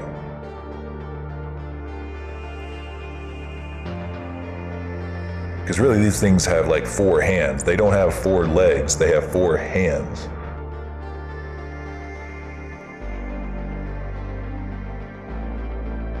Yeah, I'm already, you know what, I'm already there. I'm basically already there. Look at the fucking eyebrows I'm using. I am there already, right? We have long decided that we're gonna go wacky today. That's what we're gonna do. So I think we're gonna make something like this next for his back. But yeah, Shadow Tempest, I'm right there with you. I just did a full crazy career change too. I get bored with whatever job I'm doing, you know, so I am one of the kinds of guys who changes their career all the time. All the time. I don't get fired from anything, but I do, like, I just move careers. I just get sick of doing one thing and just completely change. Like right now, I went from doing full-time this 3D art to doing security and bar bouncing. And that feels like it's gonna be fun. Get me out of the house. Seriously, I need to get the fuck out of this house. I'm like, working from home sounds fantastic. It was fantastic for like a few months. Well, for a year, I guess. I did it for a full year without really complaining, but it's now getting to a point where I'm just so fucking depressed. You know, I'm just in the house constantly. I have to make up crazy excuses to get out of this house.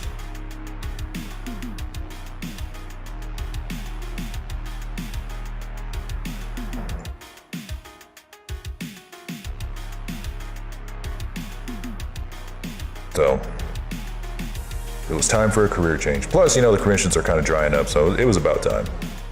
It was about that time. All right, how many spans do we have here? 13, we need to add 2 more spans here.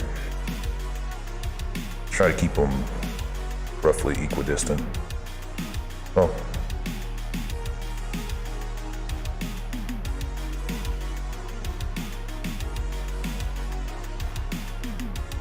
I'm glad that you got a new job, honestly. Work is a good thing. Work is good for people. It's good for your mind.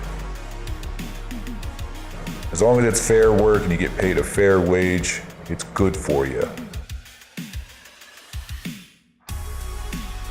Don't let the freaks on r/anti-work tell you otherwise.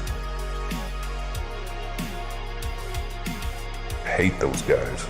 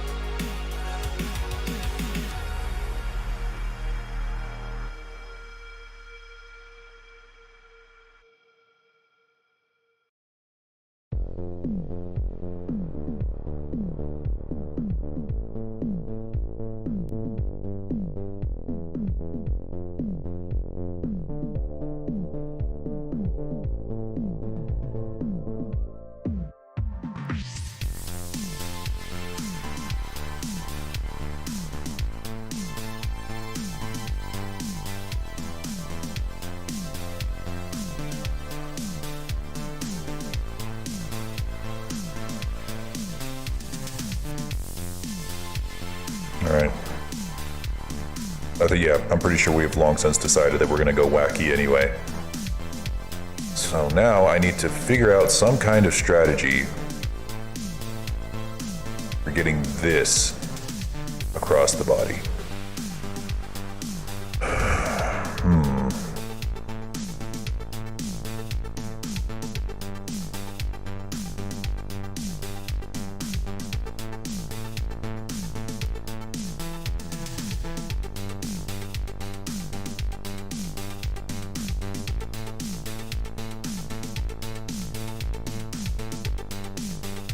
gotta do some serious thinking.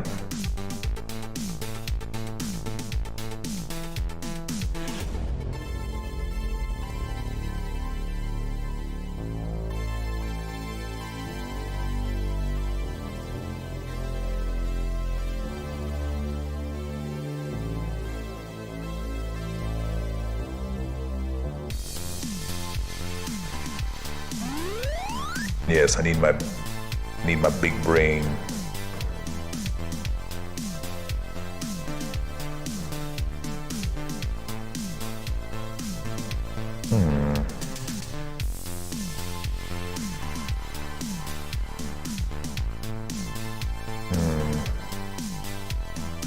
That did help. I think we're gonna use the same tool we always use for spikes and spines.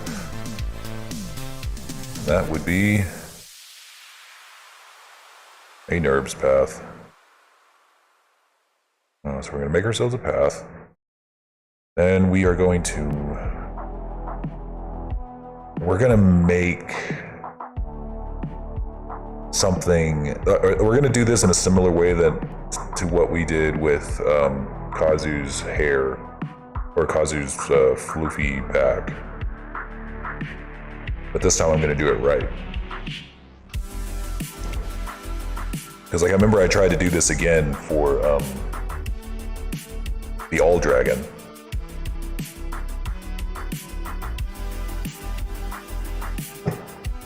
But I couldn't quite get it to look right. I will this time. Let me see. It needs to be 3D, that's for sure. So we're gonna need to make it a cube.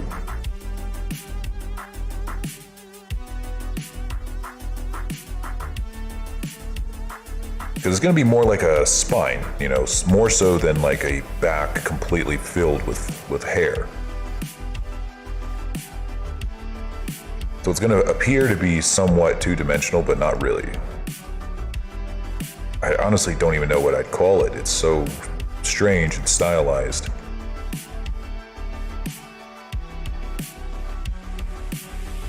All right, but here's the idea. We are going to make a bunch of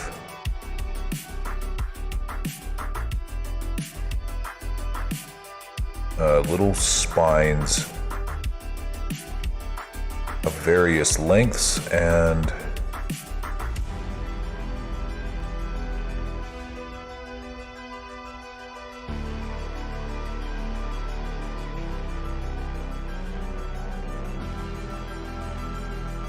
various lengths and details.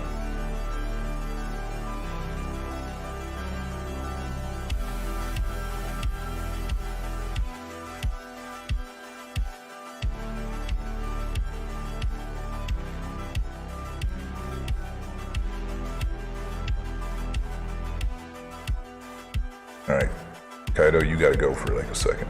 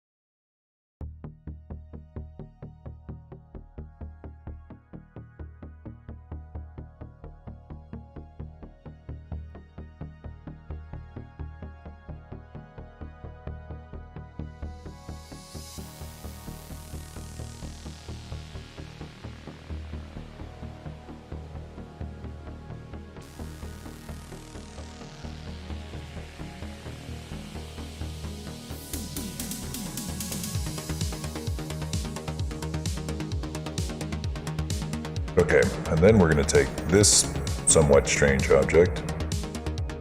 Let's go ahead and set it like pretty much in the center. And we're going to try to make a kind of array with it. Fit a curve. And we're going to pick the curve that we just made. Wait, where is it?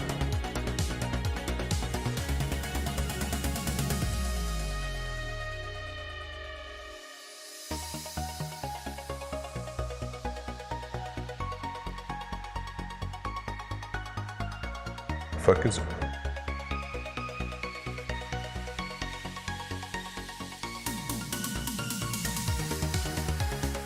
Huh. There it is. That's not helping. No, please, wait. No. No.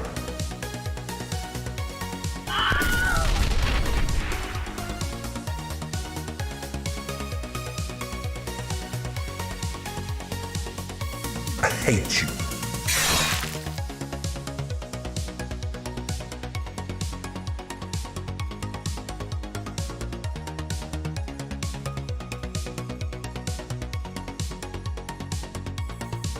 You guys are so mean to me.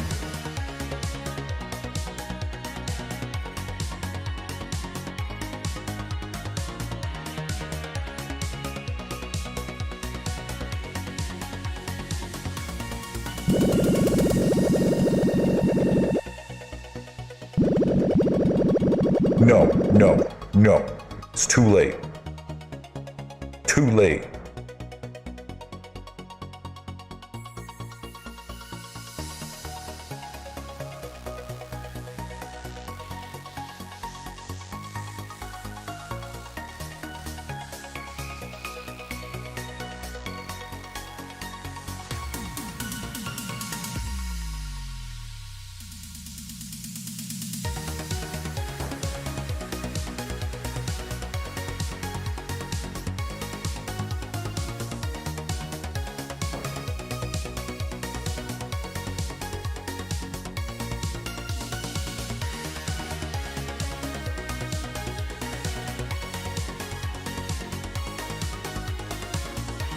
No, all of you chatters are the same.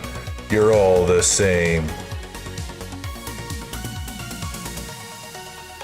All right, so see how now when we add all these together, it starts to merge into a single object? That's what we want. We're gonna do this.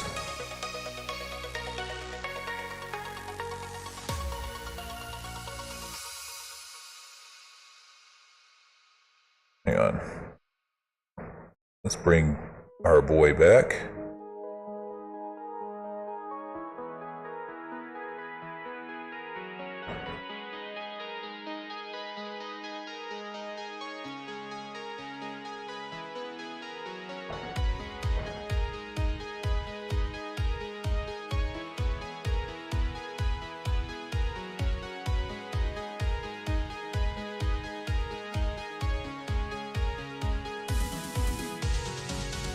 We're gonna make that a little bit taller than it needs to be, just so we got some room to work with.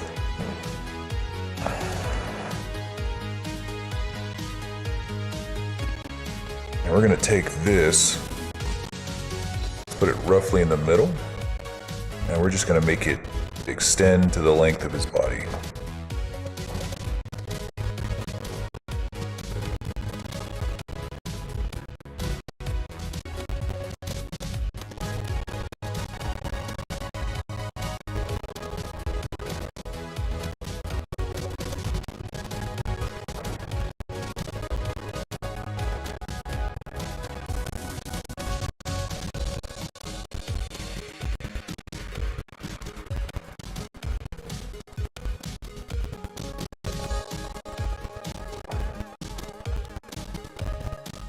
There we are. Then we'll probably make another one that goes up and under, and we'll have to, well, we might just have to do some modeling, just some straight up modeling to get it around the tail. And now from here, we can adjust it however we need to. We can subdivide it as many times as we want. The poly count will stay the same.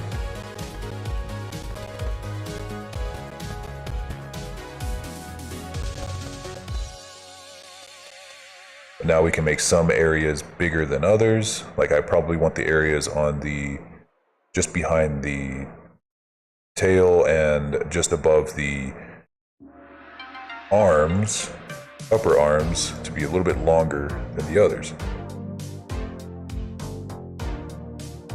All right, probably went a little overboard there. Well, actually, no, I didn't. But like the whole thing needs to be just a little bit smaller.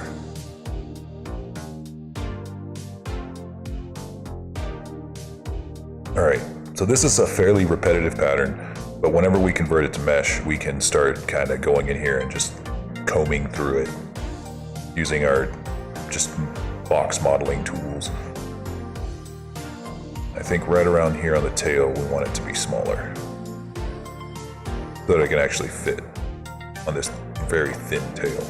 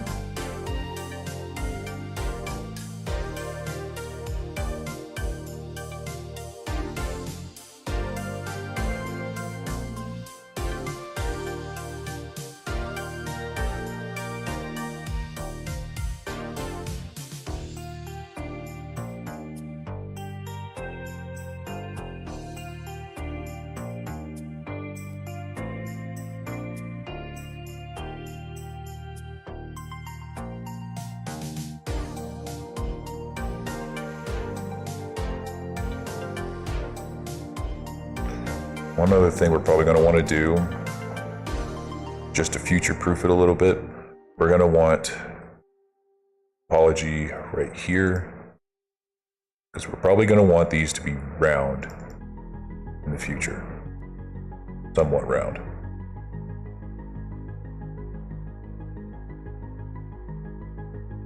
Wanted to do that, it'd probably be something along these lines.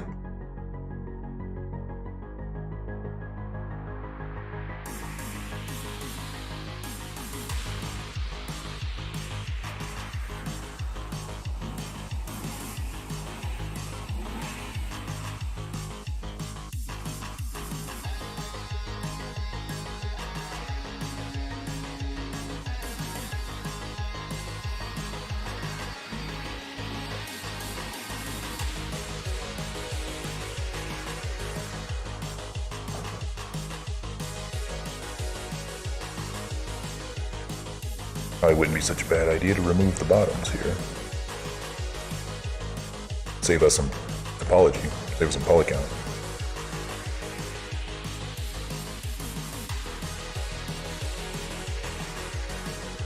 Yeah, otherwise we would have ended up with all of these faces.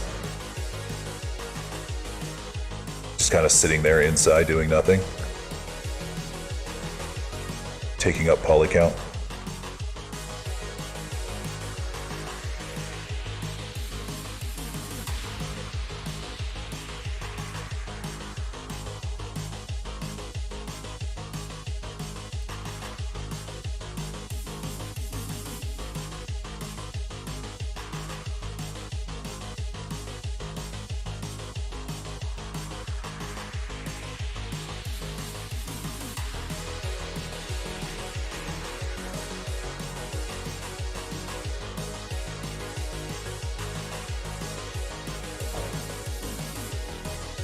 There.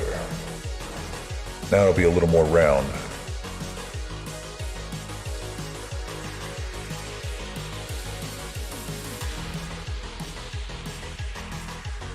Yeah.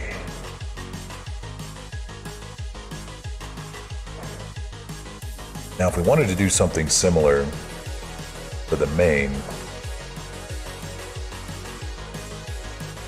we got a couple options. We can either just straight up throw hair on him, throw horns on him, which I don't know, I don't think I'd want to do horns. Or we can just throw more of this on and just put it in there kind of like almost like a wing. Or like a head fin. Ow. Thank you. I needed a snack.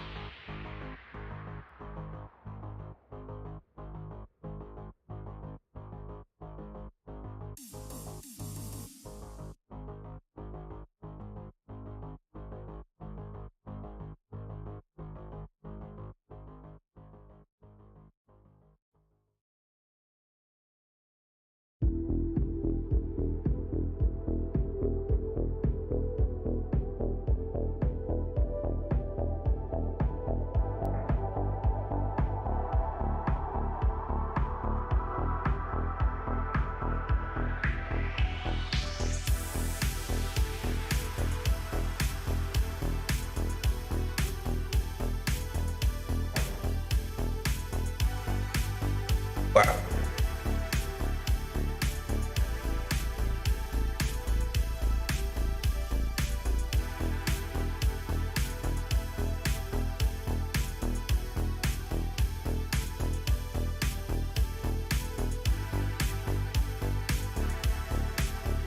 Comes with Dragon Balls.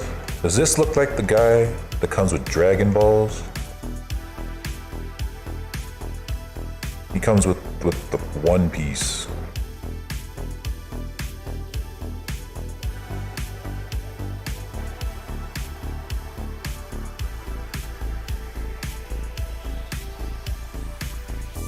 Thank you very much.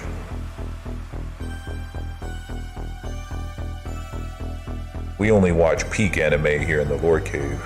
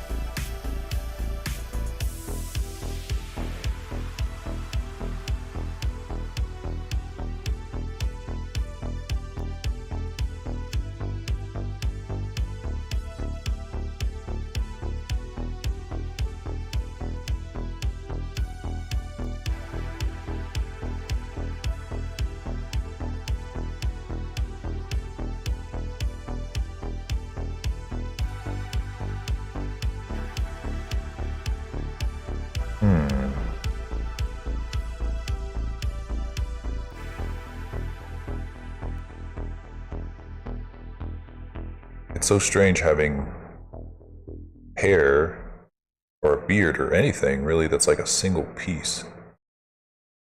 So strange.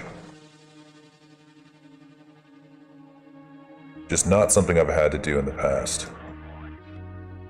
But I understand why I should probably do it here.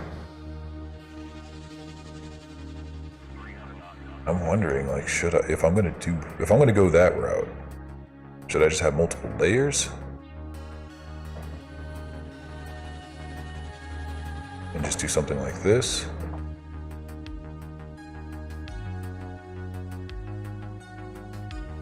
I don't know.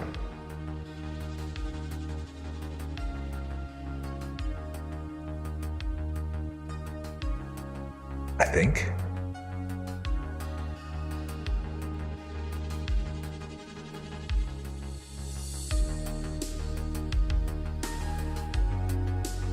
think so.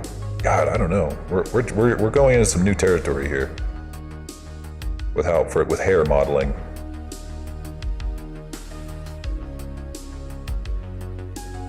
Uncharted territory, at least by lore dragon. We're going where no lore dragon has gone before. Like to Montana. I've never been to Montana. But I imagine it's nice.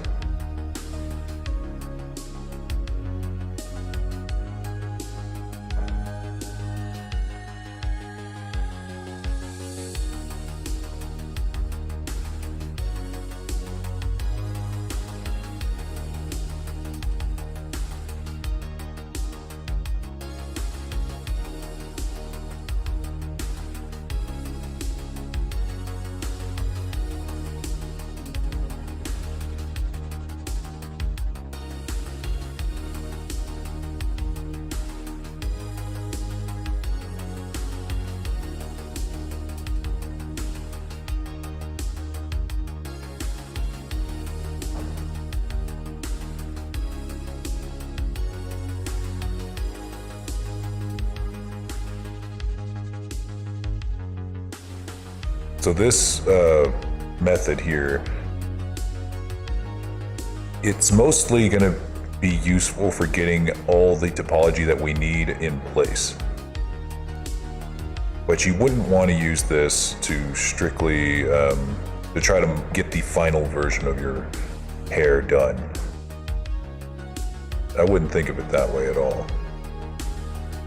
You'll be here forever if you're trying to get the final version of your hair using hair curves. Just not a wise choice. But we can at least get all of the topology where we need it to go. And then once we turn it to a mesh, then we get the final version.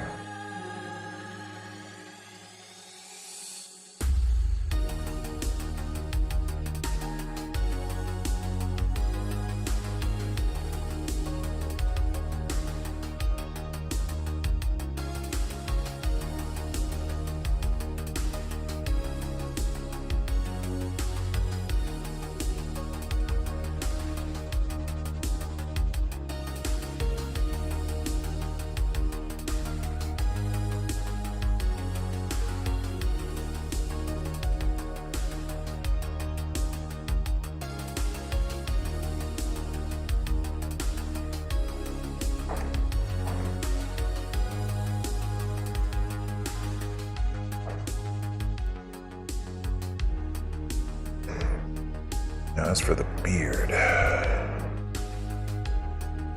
or the goatee, I don't know. Guess that could just be like one solid piece. Hell, this one doesn't even have it. Again, this one just kind of says, fuck it, we're gonna do horns instead of hair.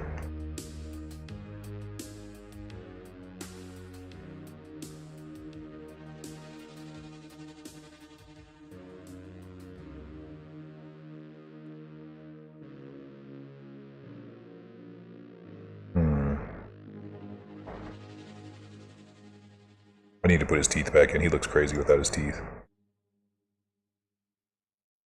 There we go. That's better.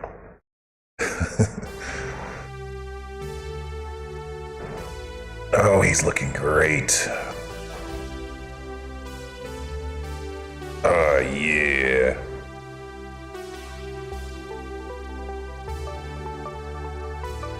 All right, let's go ahead and get this hair converted to a mesh.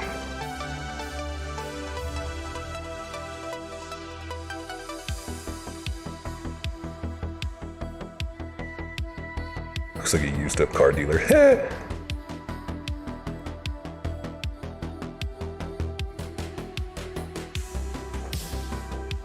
So we're going to take all of these, just going to make quick copies of them, hide them, just in case we need them as backups. Then we're going to convert this to mesh. Just go ahead and join them all together. And now we will have the power to change everything.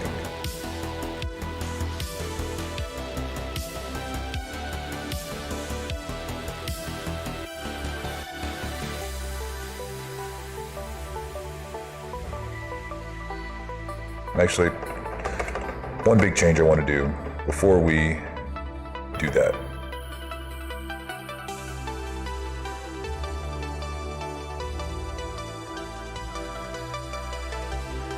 I want this up here to be much smaller.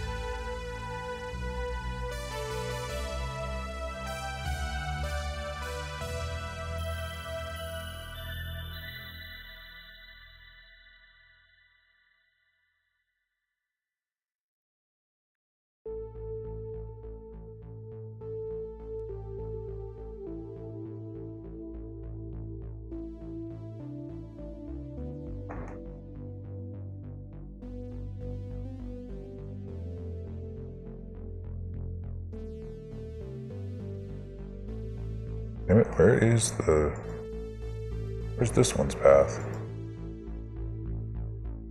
Oh no.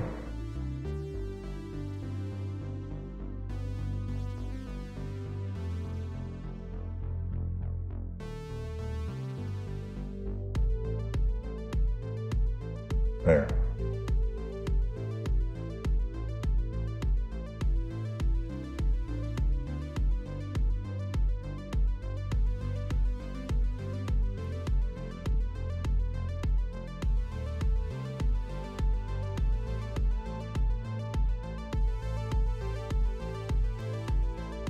Nice. All right, one other thing that we're going to want to do, big time, before we make a terrible mistake, and I mean just a horrible, wretched, disgusting mistake, is to go ahead and UV unwrap or get the seams put on these right now. Because otherwise, whenever we're getting ready to UV unwrap it and we apply the mesh, we're going to have to do all of these, all the way down.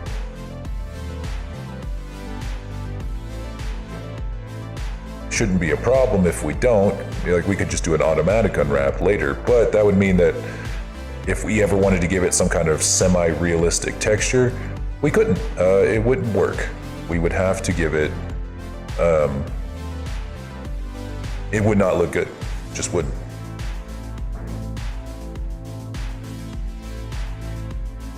So let's just do this now before we make that terrible mistake. In fact, I already almost made that terrible mistake, because now I have to do this for every single hair strand, or every single copy of this hair that I already put on here. Which really sucks, but you know, it's just the way it is.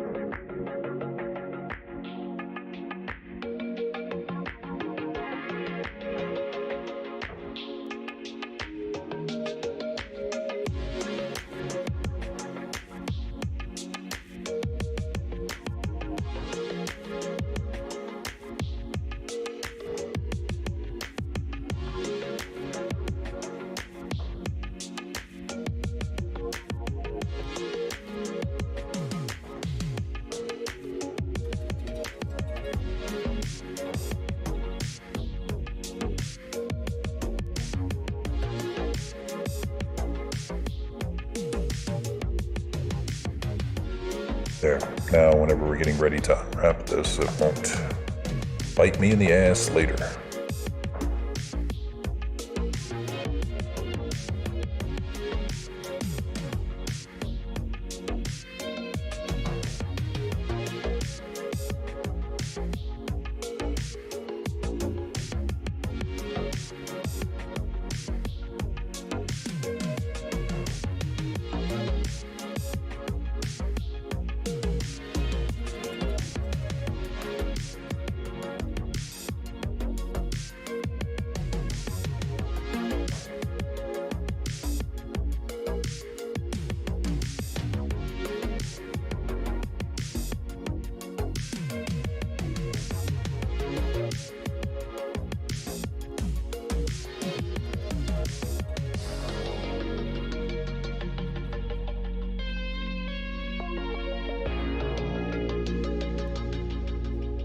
So instead of having to do this over and over again, what I'm going to do is I'm going to take this object,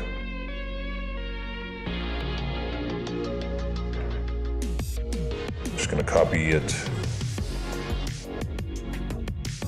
take one of them and just change the objects or change the curve that it's moving around to one of these.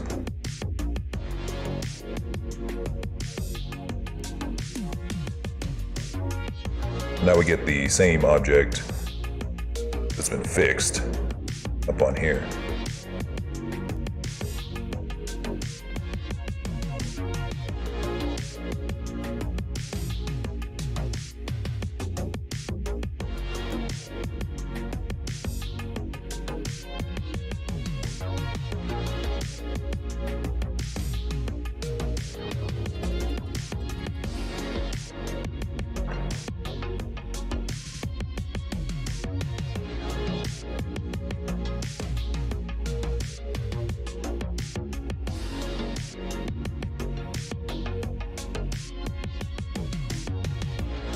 And for whatever reason, that changed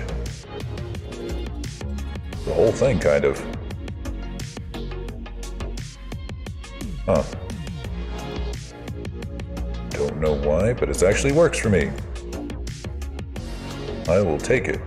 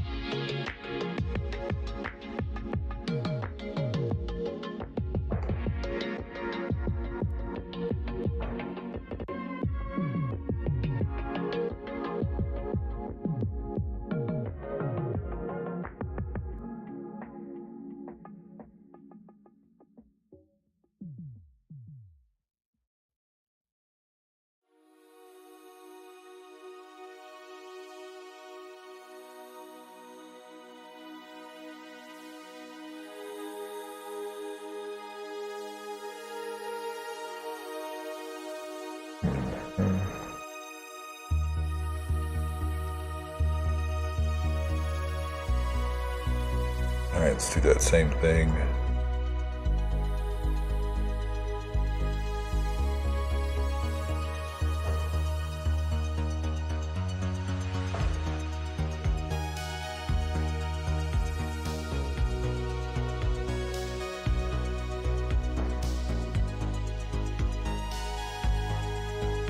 This path up here.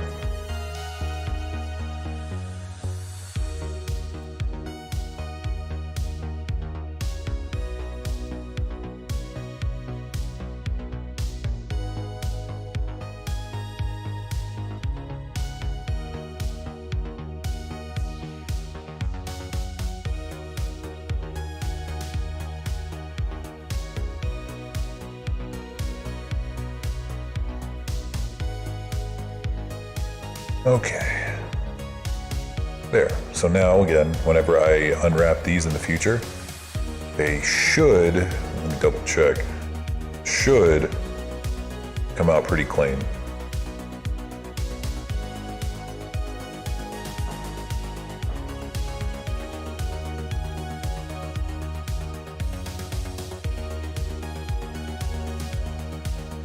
Missed a spot.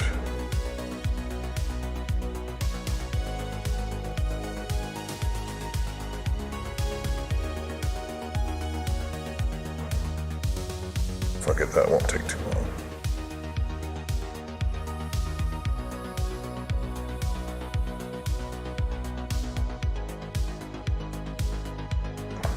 The better you get at making models, the better you get at future-proofing it, so that whenever you're getting ready to do something that saves you time, it'll actually save you time.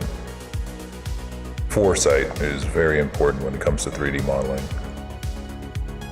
It's a skill that I learned way too late.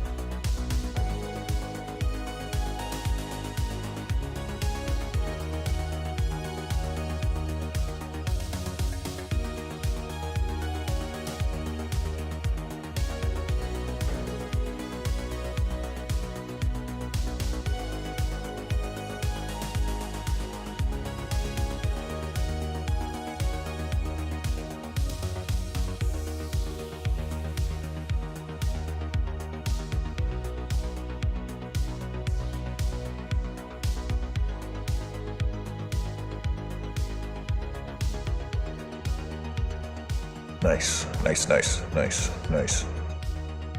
Okay, now I'm feeling better about turning these into mesh.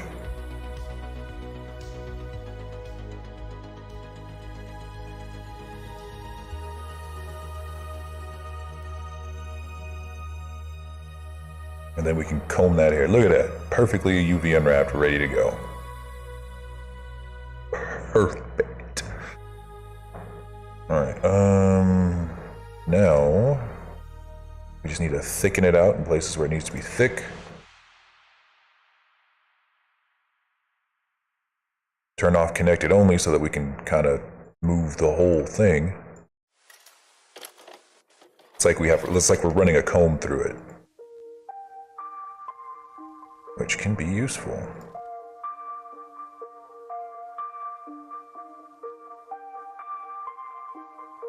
See how it kind of adds that third dimension in there?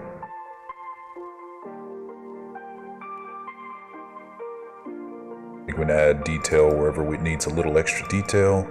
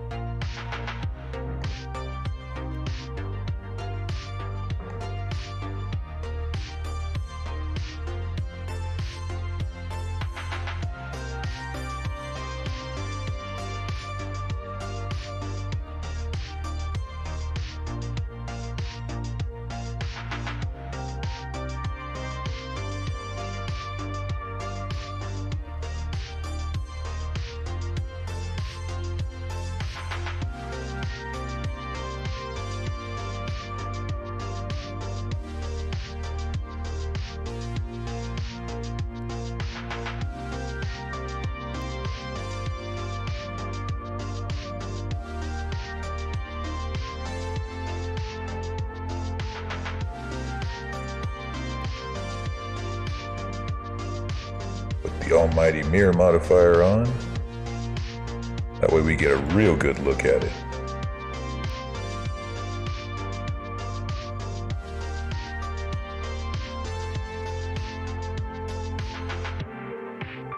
I think I'll put a subdivision surface on it too. What does that set the poly count to?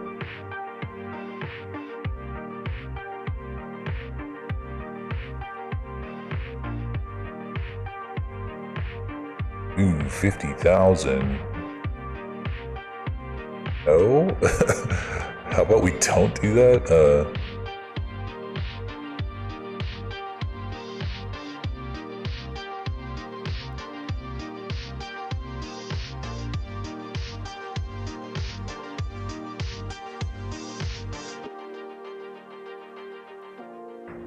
We will just sculpt it then.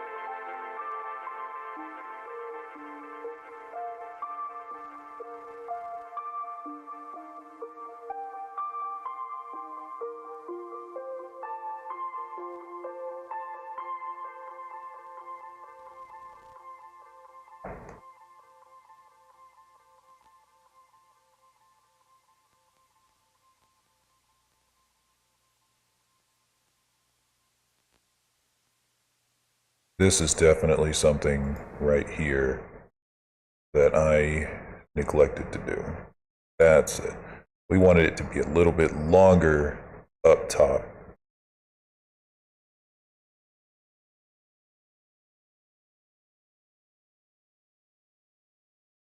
Yes, I am making some hair, and it's coming out pretty good.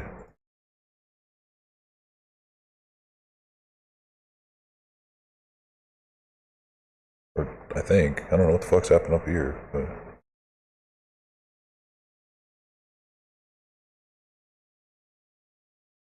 Not sure what the heck's happening here.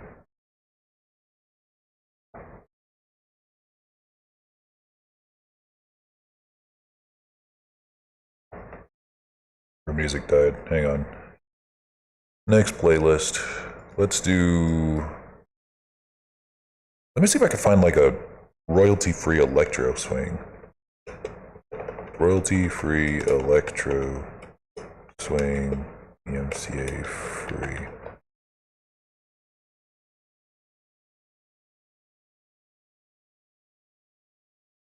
All right. We're going to try this. See what we end up with. See if I don't end up with copyright on my channel.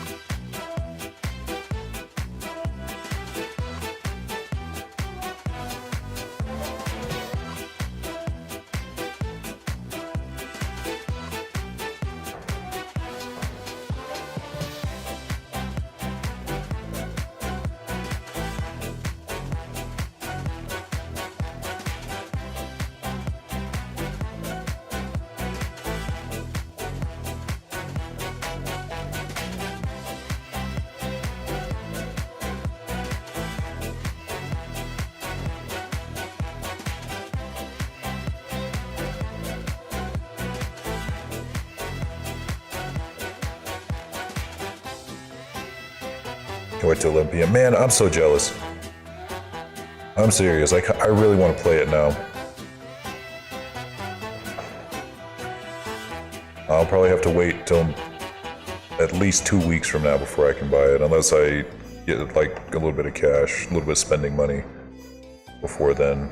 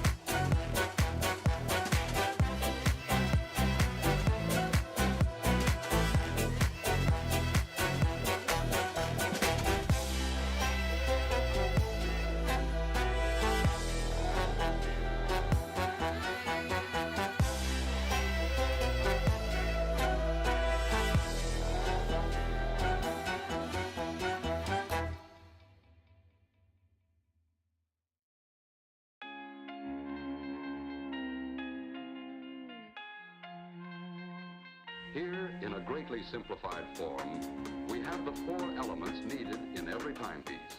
A source of energy or power, a means of transmitting power, a dial to record the flow of power, and a way to control the power.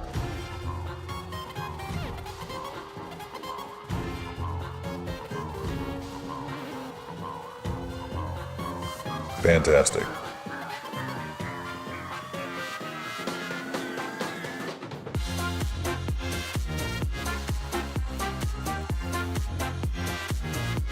Beautiful.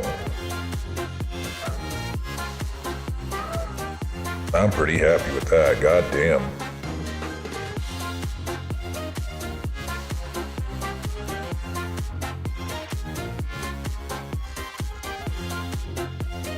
I think I need to tilt his eyebrows a little bit. He looks a little worried. He looks more worried than he does intimidating.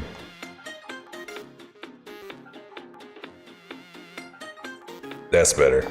Yeah, now he looks like a mad boy. Like,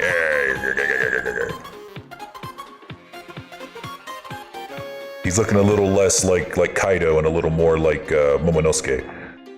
If you're a One Piece fan, you get it, and you're based.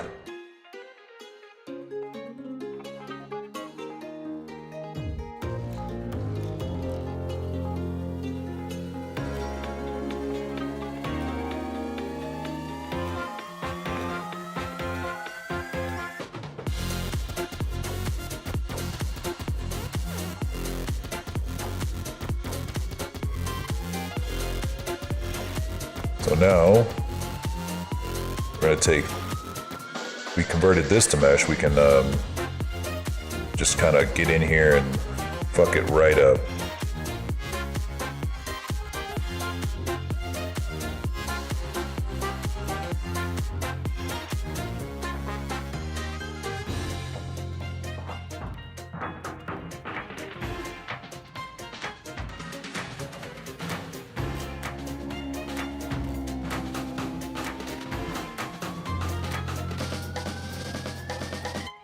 In a greatly simplified form, we have the 4 elements needed in every timepiece.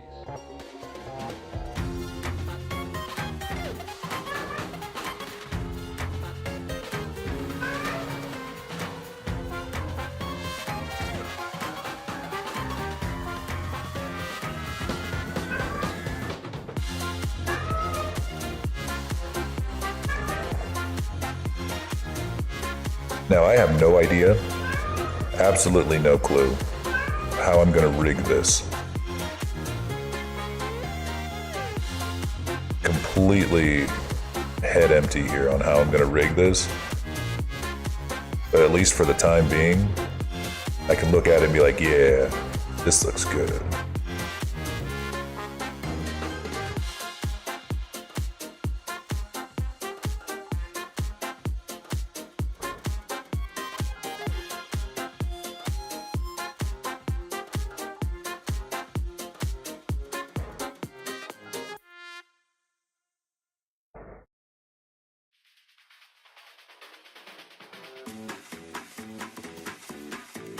Just what do you expect after 25 years? Come on in, and make yourself at home.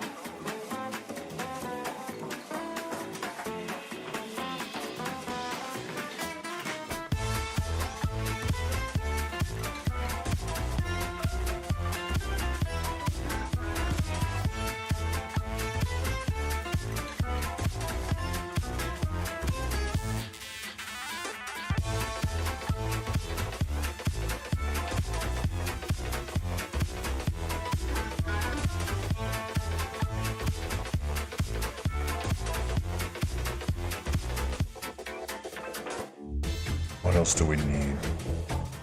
I mean, goddamn, guys, I think he's good to go. Like, base mesh. Well, you know what? Let's add some. I'm not exactly sure what you'd call this, but I guess like back here. I don't know. It's like a cape. Looks like a cape. Do I want to do this? Yes. What do you think, Flippy? Oh, he just came running across me. Okay. Fine. I don't want your opinion anyway. I don't need it. Oh yeah, that's another thing I was gonna do, is I was just gonna like take some of these and just kind of like flip them out.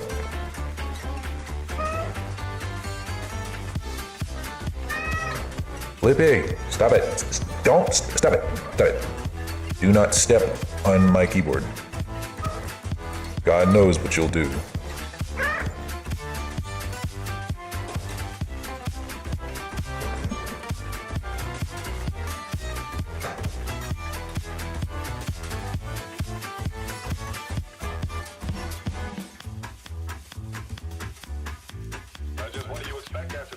Kitty wants to create chaos, okay? Kitty wants to create death and destruction and sadness for all.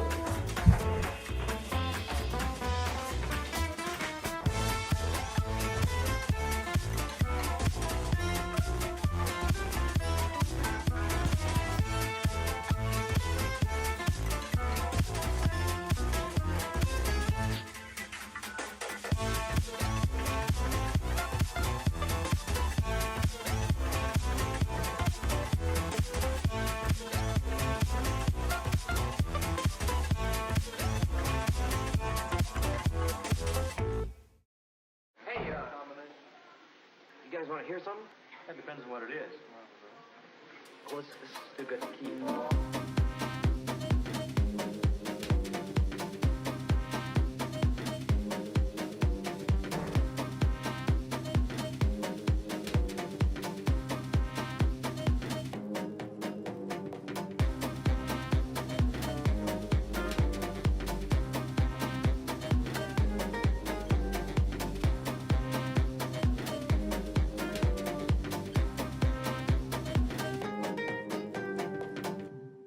Artistic expression. He's the kind of person that bangs his head against the wall till his head bleeds, and then takes whatever splatters across the fucking wall, takes a picture of it, shreds the picture, and then calls that his art piece.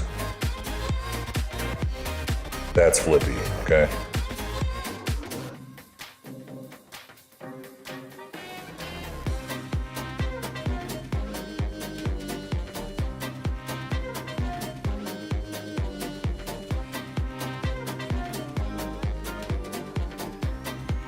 The dude practically, like before it was called going Joker mode or having a Joker moment, it was called having a Flippy moment, okay?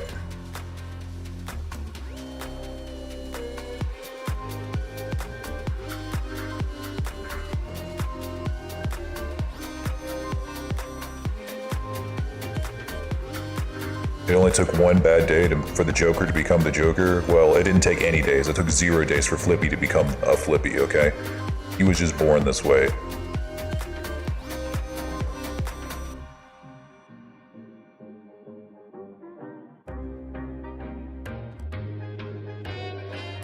What, a Joker moment?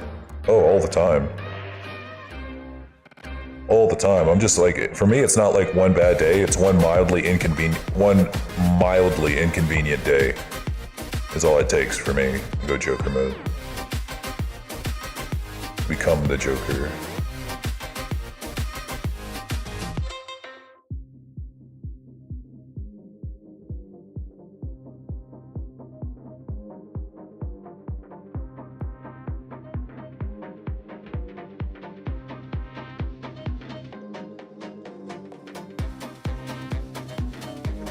There we go. Now it's kind of tilting and now it's a little off center, which is what we want. Wanted it to be a little less uniform.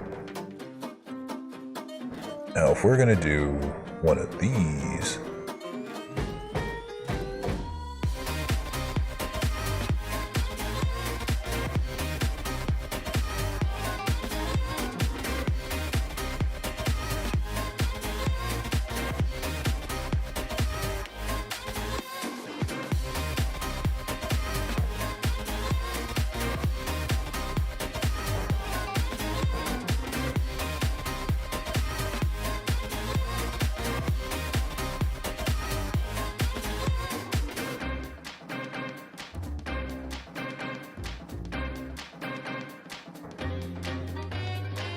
No kidding.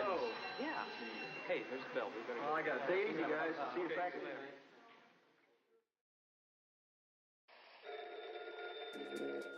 This old switchboard could talk. Wow.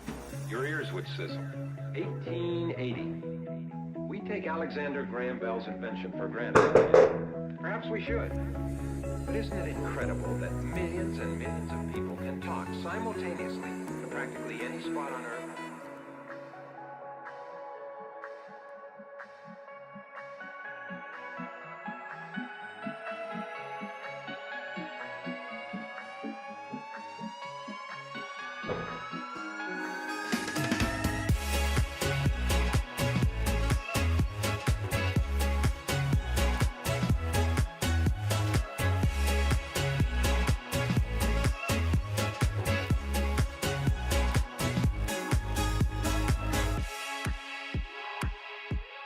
I think that this one should be a little bit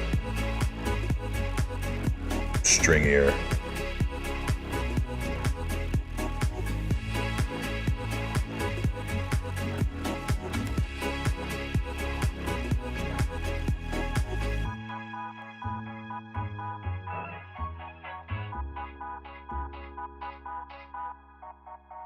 In the beginning, back in the old days, the telephone was something of an oddity, to say the least.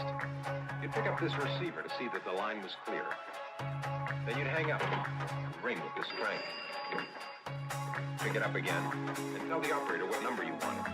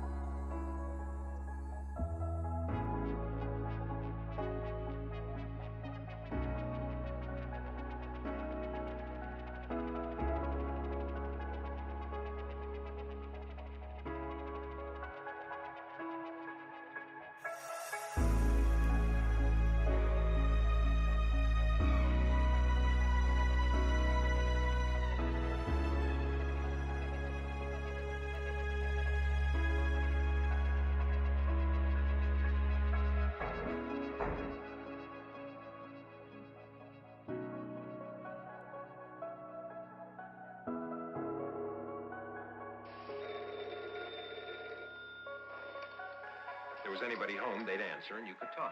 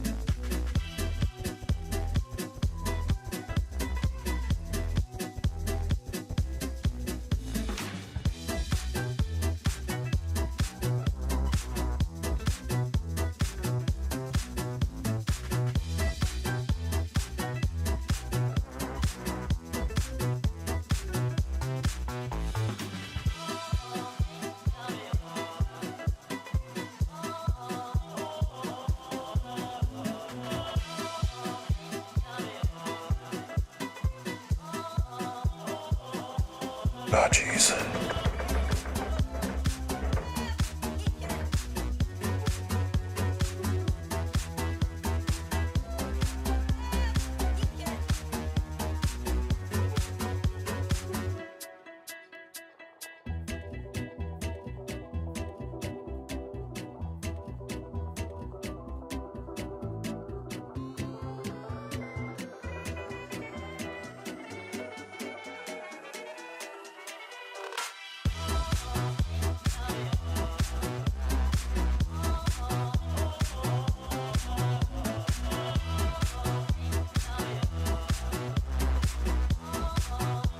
They reappear somewhere else? I doubt it. I don't think so.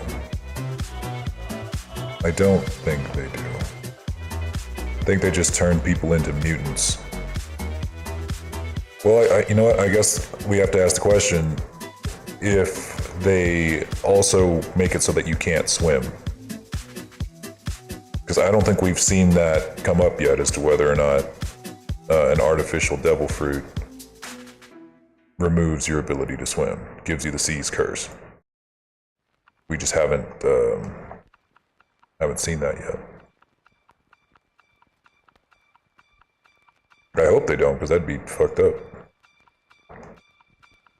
Someone takes a bite out of that fruit and suddenly a fucking lion appears in their gut, like.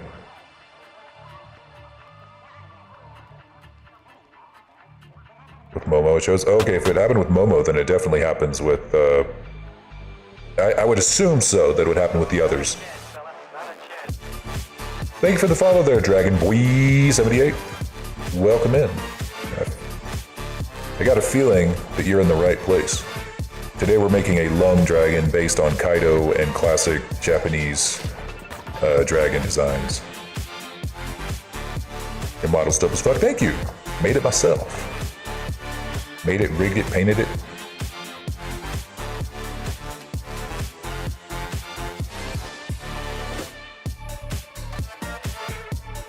So far, we're getting pretty well done. I don't know how I feel about this hair back here, though. I was trying to replicate something like this, but I don't think I'm doing a very good job. I might just get rid of this entire thing.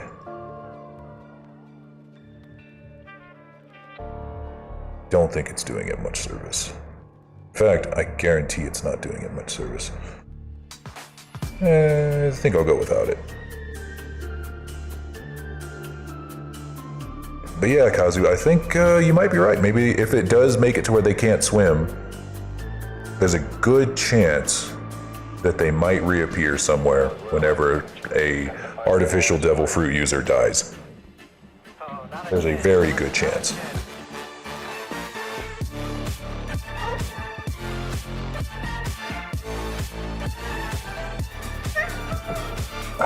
Maybe a cloudish look?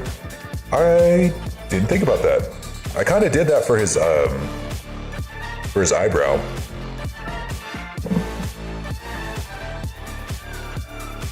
The thing is that he's not going to be toon shaded.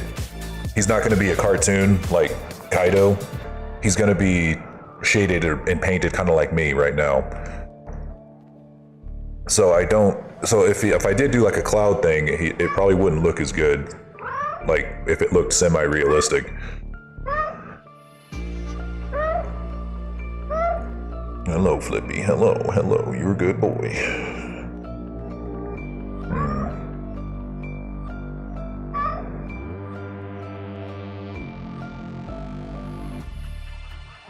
Of course, I don't know.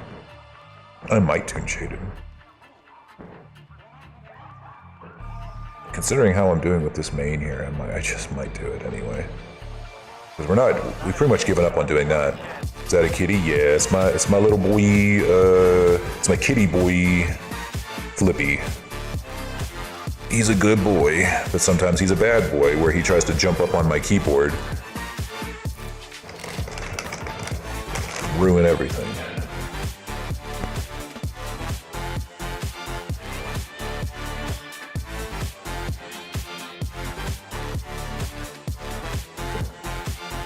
I used to have this webcam that I would use to like show him whenever he jumps in my lap.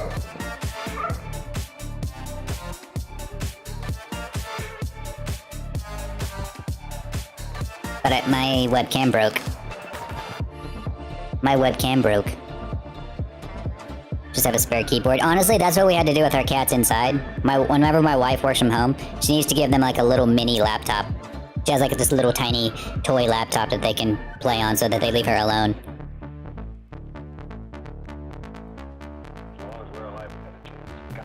And it works. It actually kind of works. It's getting to be about dinner time though, fellas. What else can we add fairly quickly? Not a chance, fella. Not a chance. Oh, I guess he needs a tongue, right? I guess.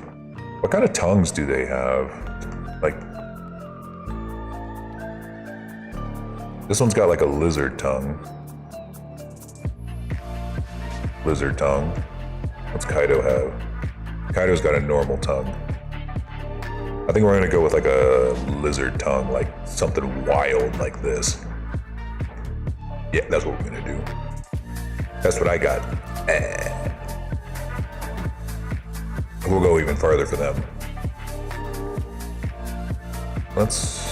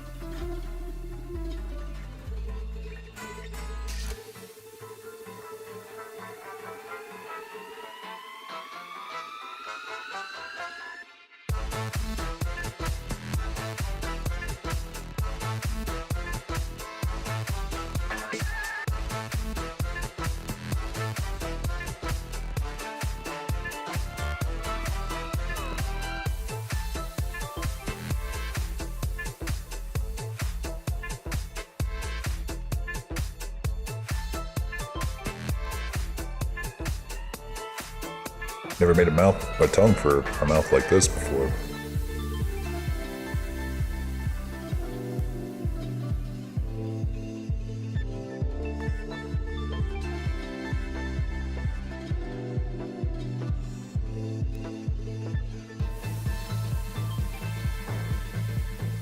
Hey, Flaming Gamer, what's going on?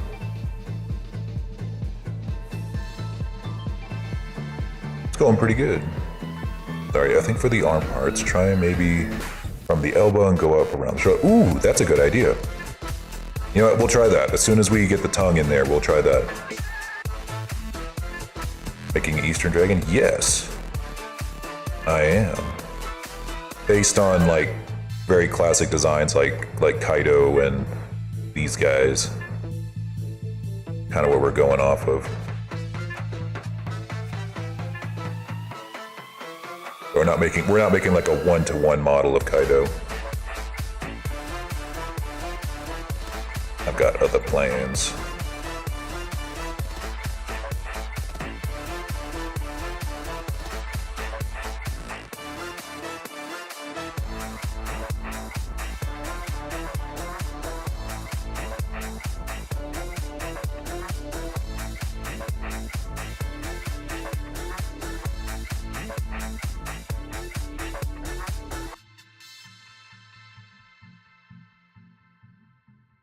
This is a just for fun thing.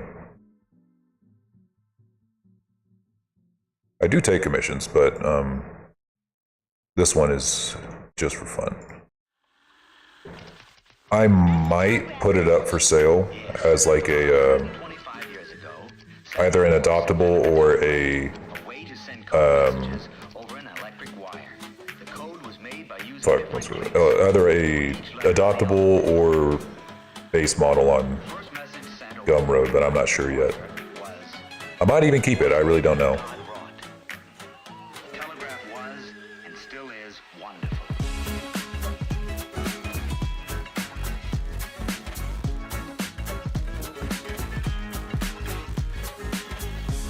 Come from the US, really? I'm gonna be very disappointed.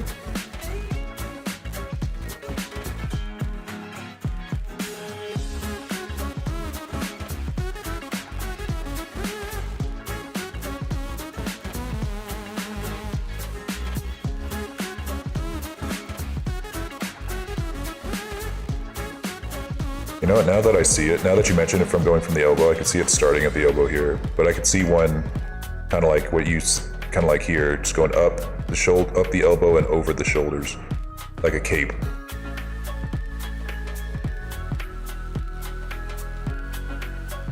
I was asking if you know, I don't. I don't. I try to, like, ironically, I try to know as little as possible when it comes to so-called dragon lore, because, like, I am one of those people that is extremely annoyed when people are like, that's not a dragon, that's a wyvern. You know, I hate those guys. That drives me fucking nuts, because, like, who says? Like, by whose metric is this a wyvern versus a dragon versus a lung dragon versus a whatever, you know? Versus a Quetzalcoatl, like, what? And they're like, well, it's because it has 4 legs. It's like, well, okay, well, where does that come from? Where did you get that knowledge from? Who categorized that? And they're like, D&D. I'm like, well, I don't give a fuck about D&D. Like, and I'm pretty sure that, like, the people who write these movies and make these movies don't give a fuck about D&D either. Are we just gonna use D&D as, like, the fucking end-all be-all of goddamn, dragon lore? Oh yeah, he's got nose whiskers. I think I got him hidden right now. They were in the way.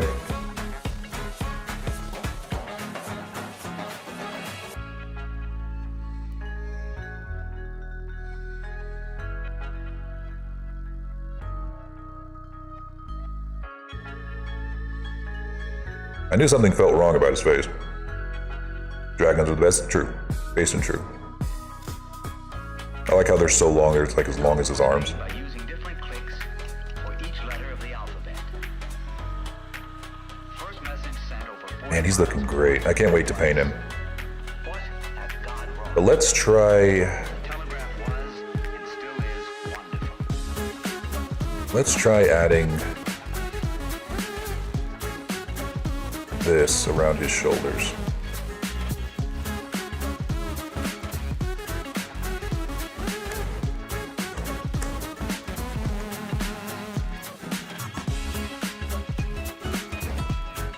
I didn't realize there was a distinction between Chinese dragons and Eastern dragons. That's kind of where I was thinking that was an Eastern. I thought that was like the Eastern dragon. But I might be wrong. I'm sure one of you guys can Google that for me. We'll learn together today where the history of Chinese dragons. What time is it? Well, looking about time for me to make dinner for my wife. She can wait.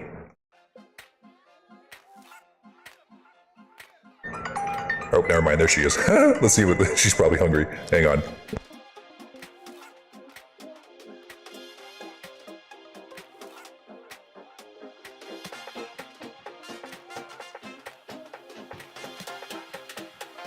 New musical experience you can have.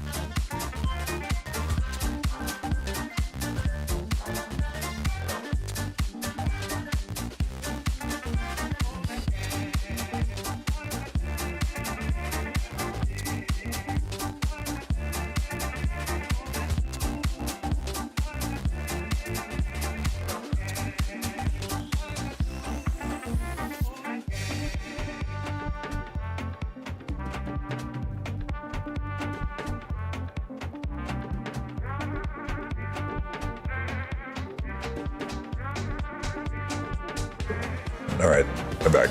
She was just saying that she's coming home late, so I can keep streaming.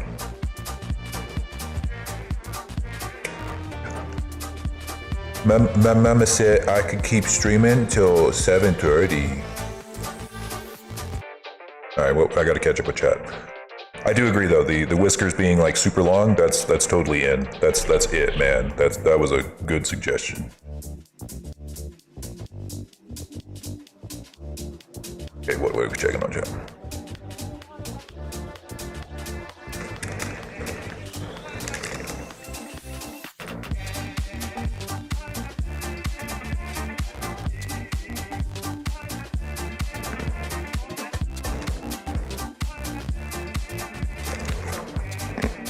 I actually didn't know that the distinction between wyvern and dragon was so old.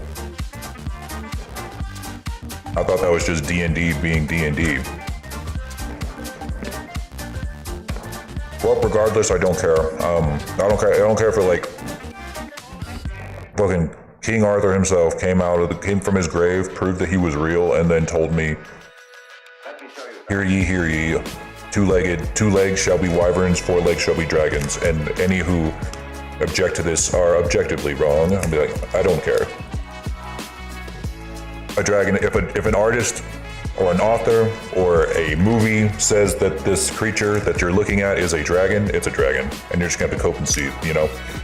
And people are just gonna have to cope and seethe about it. Cope, seethe, cry, piss, shit, I don't care. It's a dragon.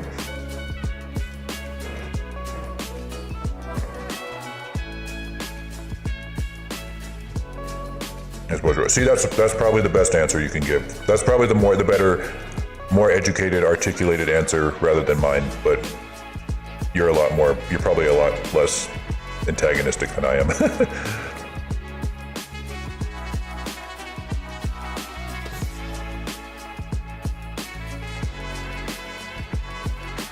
Oh yeah, they're gonna be wavy as hell. They're gonna got some physics.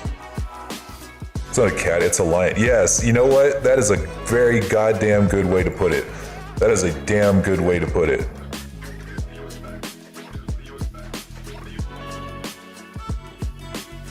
That is a damn good way to put it.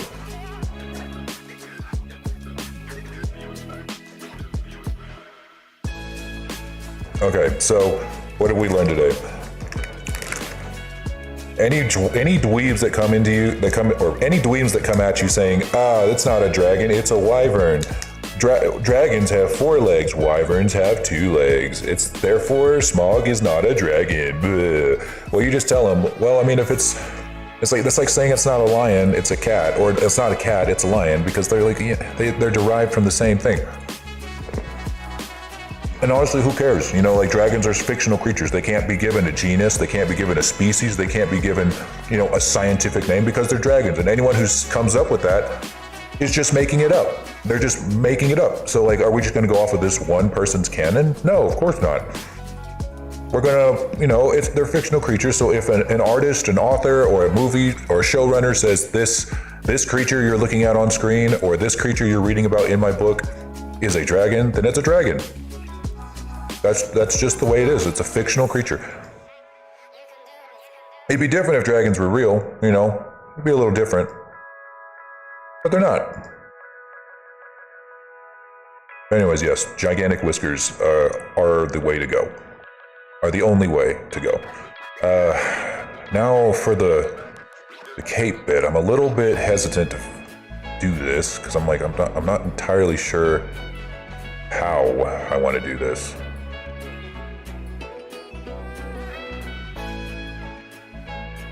Not all cats are lions. Well, I mean, sure.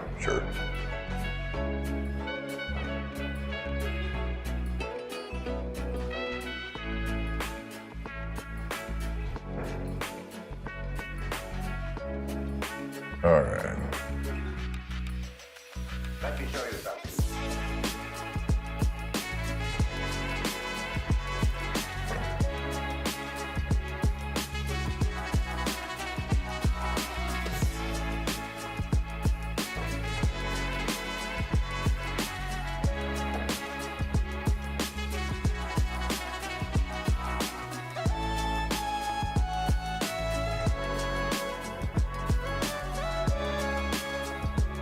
little hesitant to do this because I already know this is going to be kind of hard to make look good.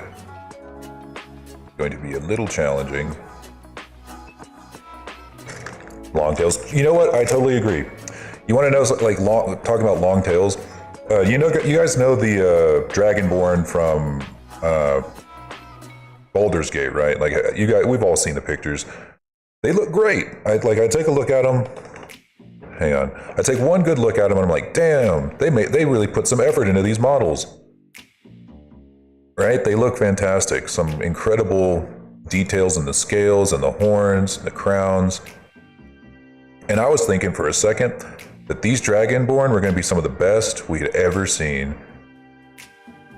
But then I saw their bodies, and I was just like, what the fuck is this?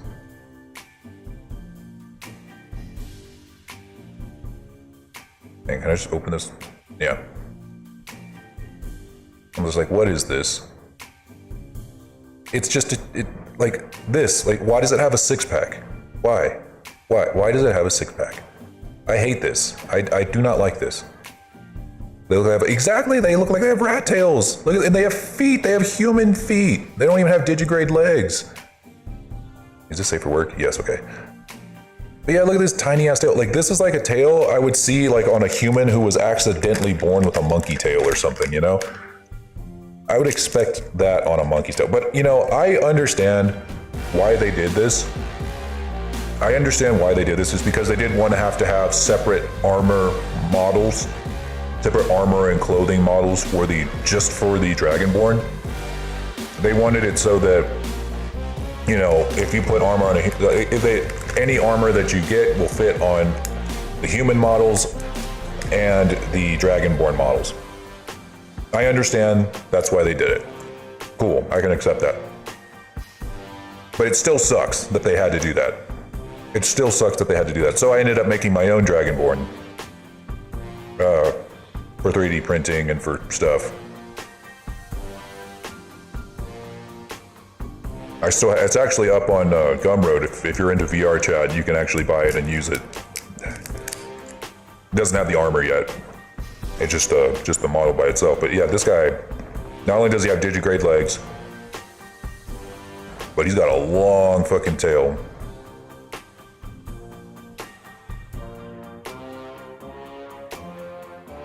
Like, this is what I imagine Dragonborn should look like.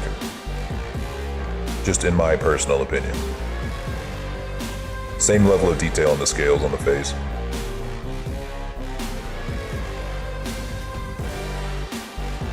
Which, by the way, guys, if you want to get this model for yourselves, it's actually pretty cheap on Gumroad right now.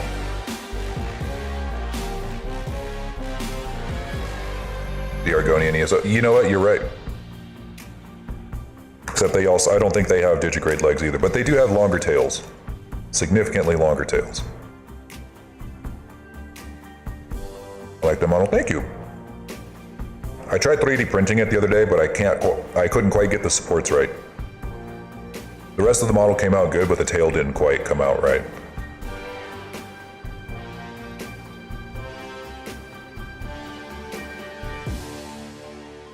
Let's see, there's the link to the Dragonborn. Just came out a few days ago, but here, I think this is my page. Yeah, here's my Gumroad page. I used to have a command for that. I don't know if it works anymore.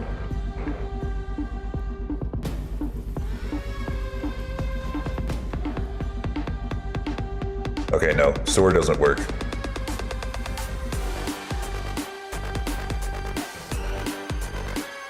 I need to fix that. But yeah, I got some cool stuff on my Gumroad. Check it out. We got the All Dragon. We got the Dragonborn. The elemental breath weapons for the All Dragon. The Griffon.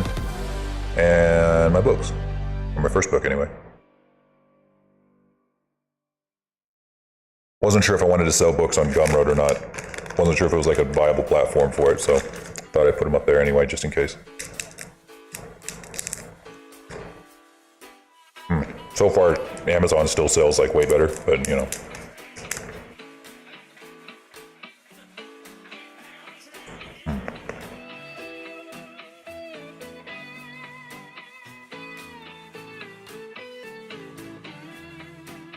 In the blaze of your love, the sparks fly over again.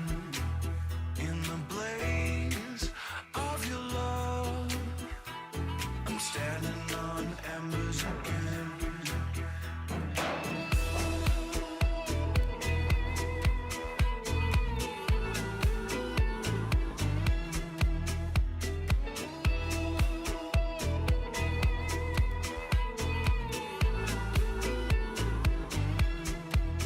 In the blaze of your love, the sparks fly over again. In the blaze of your love, I'm standing on embers again. I'm chasing highs to escape. Yeah, you know what? You got some good ideas there, Dragon Boy. This is working. This is already looking a lot better. Calls to get my fix. Once again, my soul is turning tricks.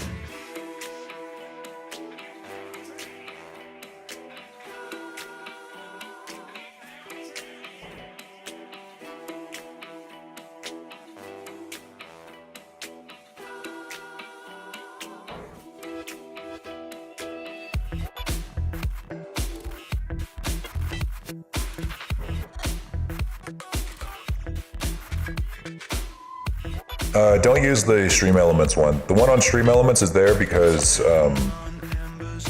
if you're on YouTube, it's the only way for you to spend channel points.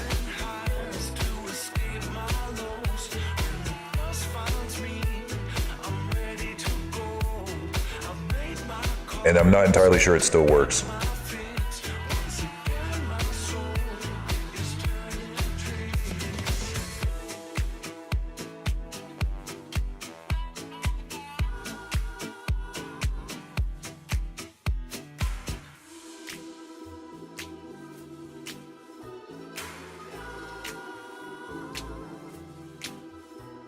Yeah, this was a good idea.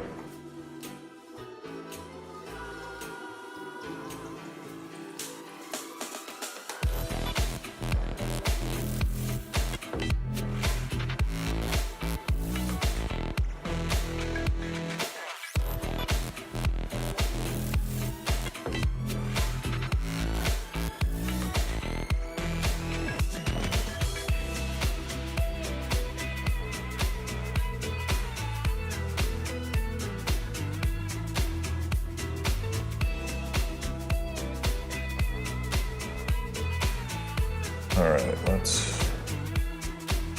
In the blaze of your love, the sparks fly over again.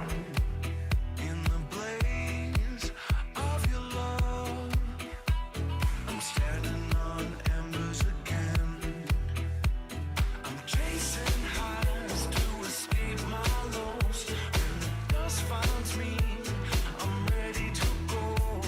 I've made my calls to get my fix. Once again, my soul is turning tricks.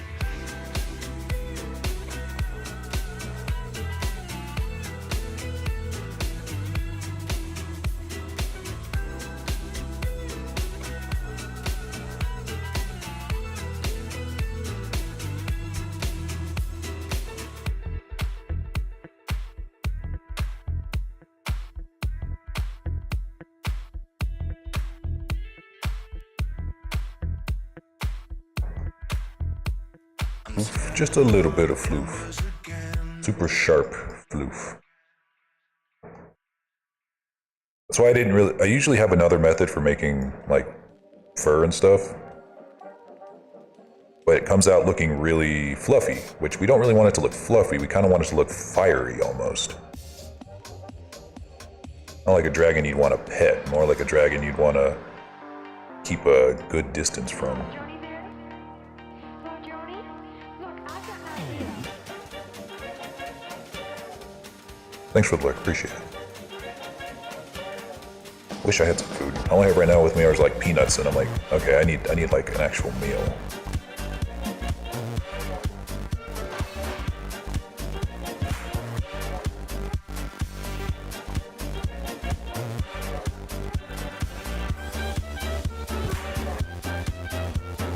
Yeah, this is fantastic. I think I'll just keep it up here on the upper arms too. I don't think I'm going to add it to the legs.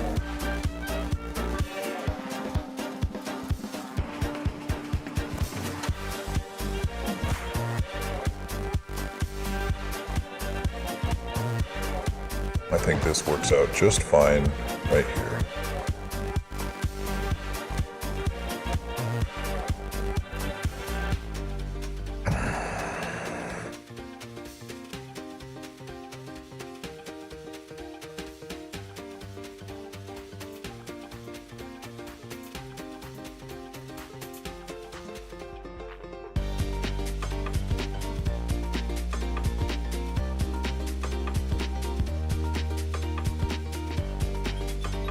Yeah, that was a fantastic suggestion.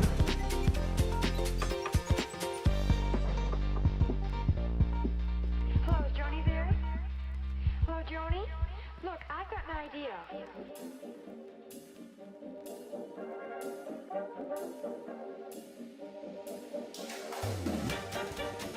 I don't know. I think I'm pretty good right here. I think what we need to focus on now is the tail. Does mesh yet? Yes, it is.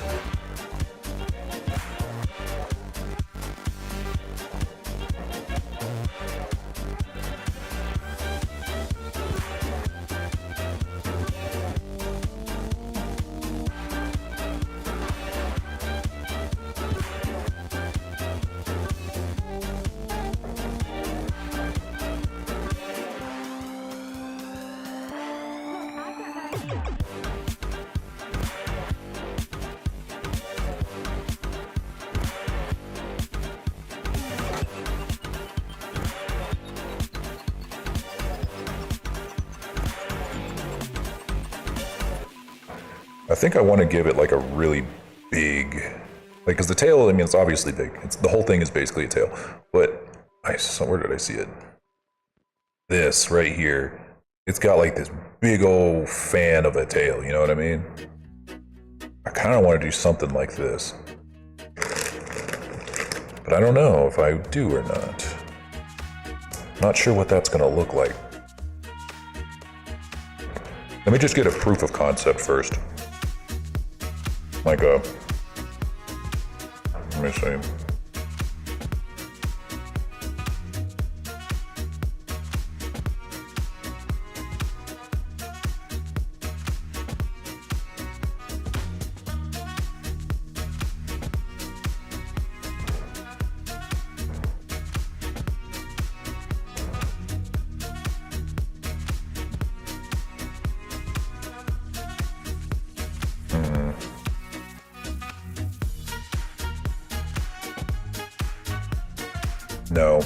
No. Just a little bit, but not that big. Like this one, more like. Yeah.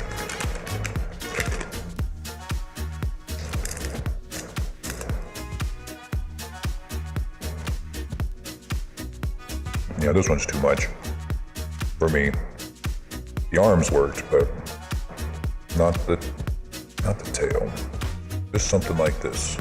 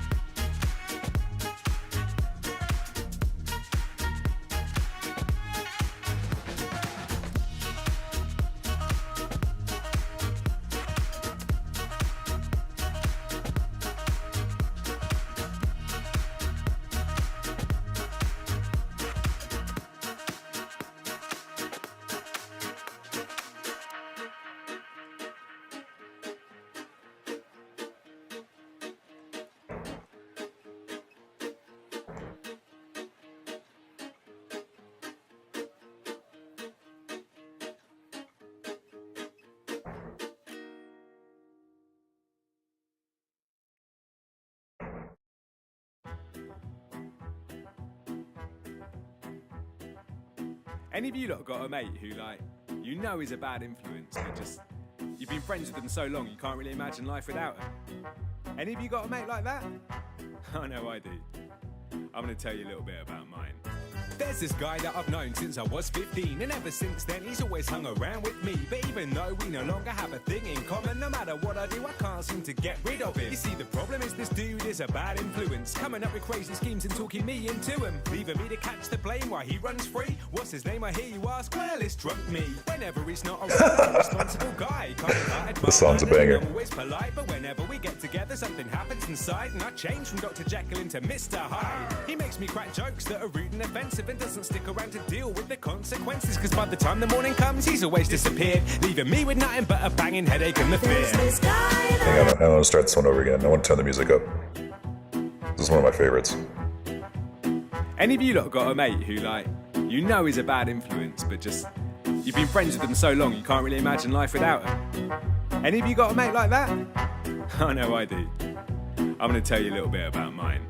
There's this guy that I've known since I was 15, and ever since then he's always hung around with me. But even though we no longer have a thing in common, no matter what I do I can't seem to get rid of him. You see, the problem is this dude is a bad influence, coming up with crazy schemes and talking me into him, leaving me to catch the blame while he runs free. What's his name, I hear you ask? Well, it's drunk me. Whenever he's not around I'm a responsible guy, kind-hearted, mild-mannered, and I'm always polite. But whenever we get together something happens inside, and I change from Dr. Jekyll into Mr. Hyde. He makes me crack jokes that are rude and offensive and doesn't stick around to deal with the consequences, cause by the time the morning comes he's always disappeared, leaving me with nothing but a banging headache and the fear. There's this guy that I know, and everywhere I go, every place and every time he follows me. No matter what I try to get rid of this guy, he just stays in his place and he won't leave. There's this guy that I know, and everywhere I go, every place and every time he follows me.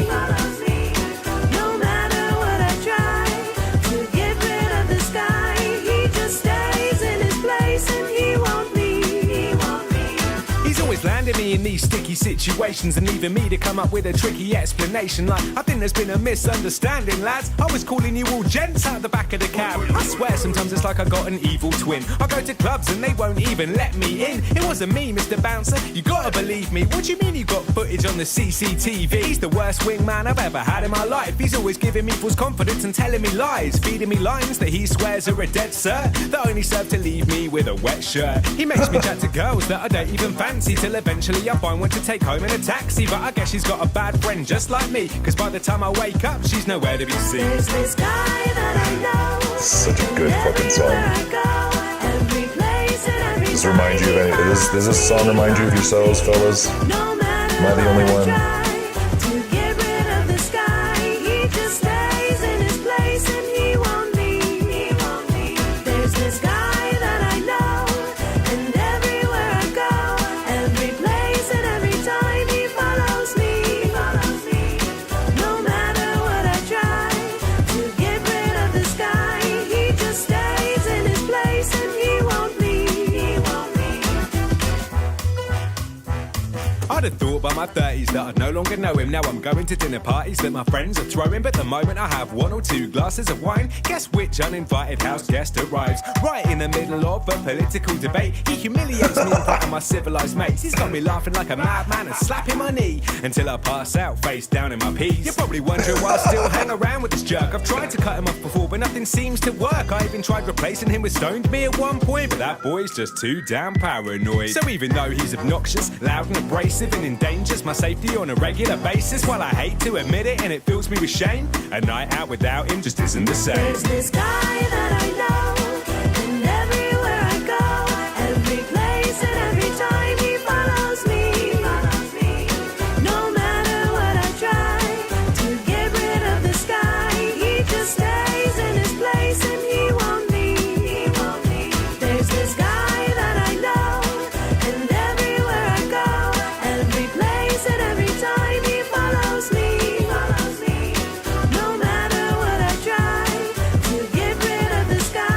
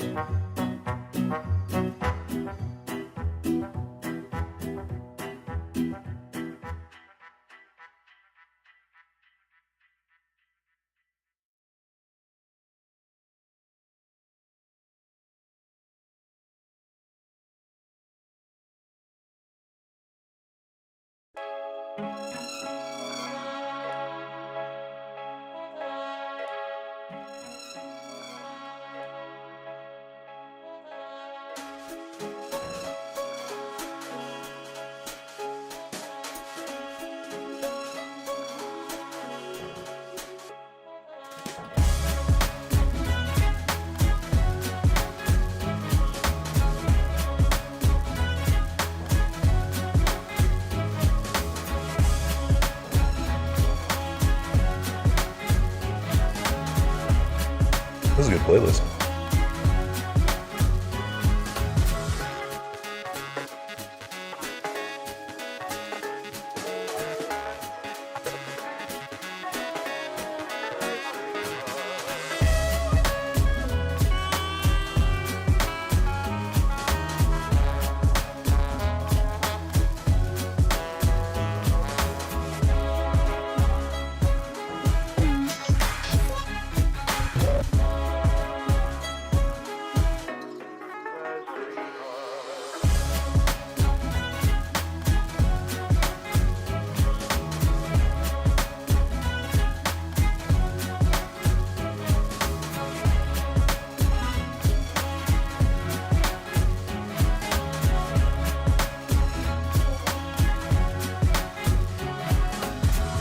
Very funky music.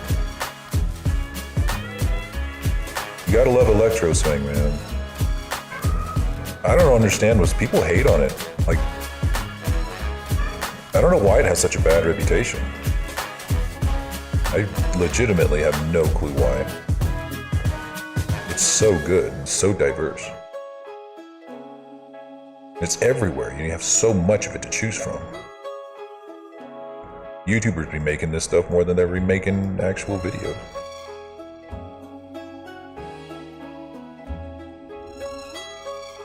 Just playing D&D. Ew, D&D. Ew, gross, disgusting. Sweaty. People suck. Yeah, I know. People have no taste. No taste. No taste.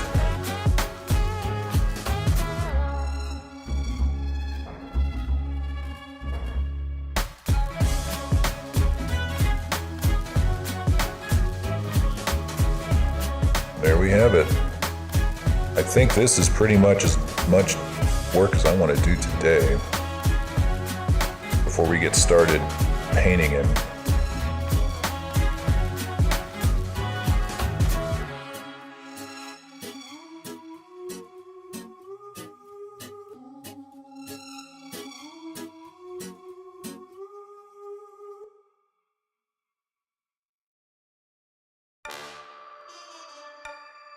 I love it. Old characters we need to see more old characters.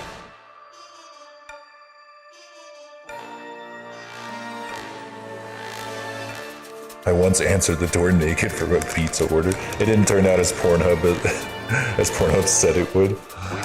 That's unfortunate. I one time called a plumber to come over here and unclog my pipes, and that also didn't turn out the same way that Pornhub said it would. I'm starting to think that I'm starting to think porn is fake, guys. I don't know. I need to compile some more evidence and some more anecdotes. Do some blind studies. But I don't know, fellas. There's a guy named Jones. Porn just might be fake. Makes prints of films. He handled this print. Then there's Smith. He's a film distributor. He sent the print to the station. And Brown. He's film director at the station. Alright, I think we're gonna... You're trying to make me the ball guy. And Harris, projectionist at the station. I only had that print. I'm trying to think what else I want to do. Because I think everything else is just going to be painted on.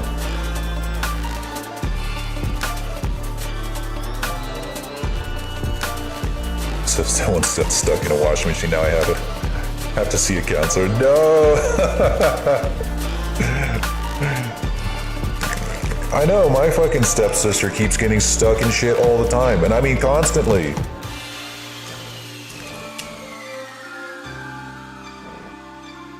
Don't even know how she does it. No belly scales? No.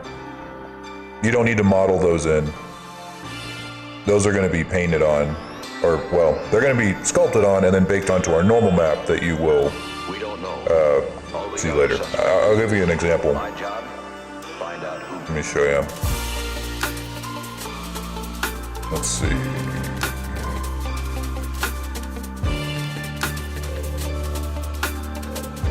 I'll show you what we're going to do for those. Okay. So here is my Dragonborn. And he's got the belly plating. But that is actually an illusion, because if you look at the mesh, he doesn't, it's not modeled in.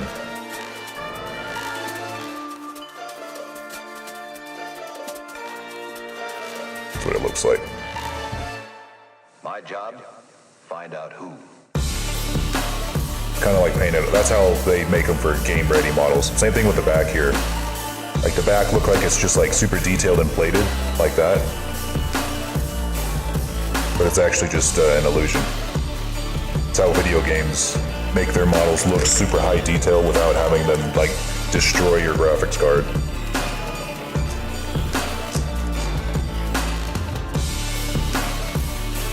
So we're gonna do something very similar to that for this guy.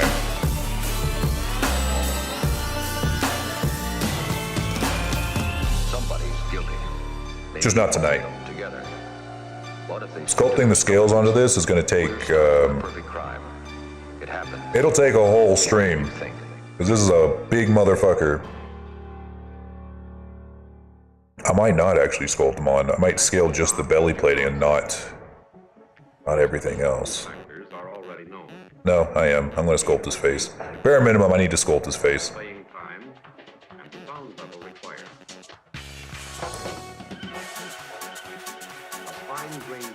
He looks pretty slick though. Man, his poly count came out to 82,000. I was really hoping I can get it less than that, but you know, that's the way it is sometimes. He is pretty big, so I got. This makes sense for his poly count to be so high.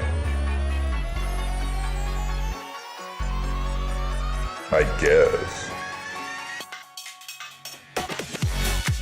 Because I would have liked to put a subdivision surface on his face, or at least specifically just for his face, but that puts a poly count at like 140,000, which isn't terribly high, but it's definitely higher than I want it to be. I wish there was a way I could do like a subdivision surface that only did like half a level, you know? But I understand why you can't do that, but it would be nice if I could.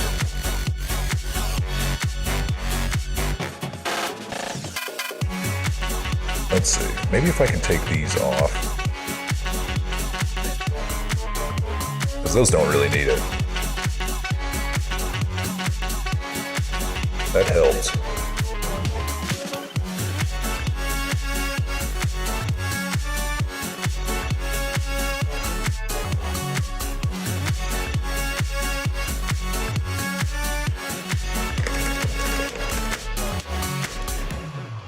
Lightly armored crossbow. That's pretty neat. I wish all of their spells weren't touch spells, though. I guess they gotta come to you for healing.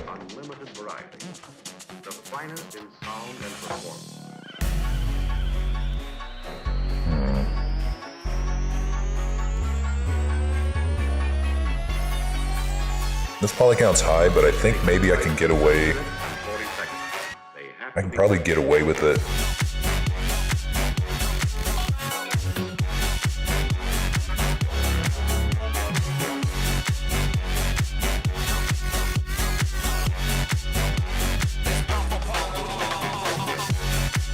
You guys can see the difference here.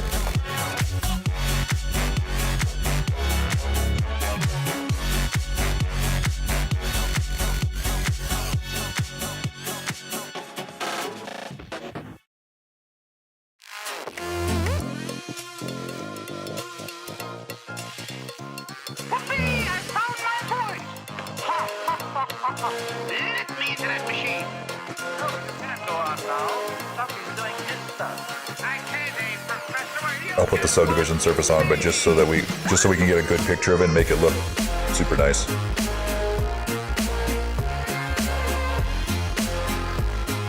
Alright. I'm gonna take a nice screenshot for the Twitters.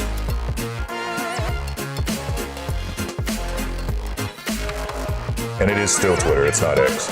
I don't care what anyone says. It's Twitter until I say otherwise. Let's see. There we go.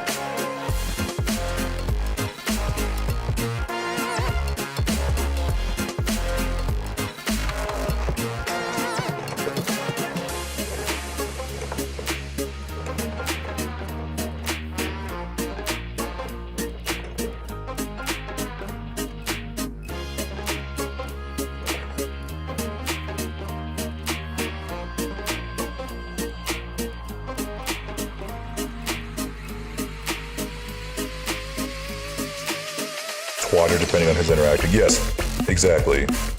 Which these days, a lot of it is twatter. If they have a blue check mark, they don't tweet, they twat.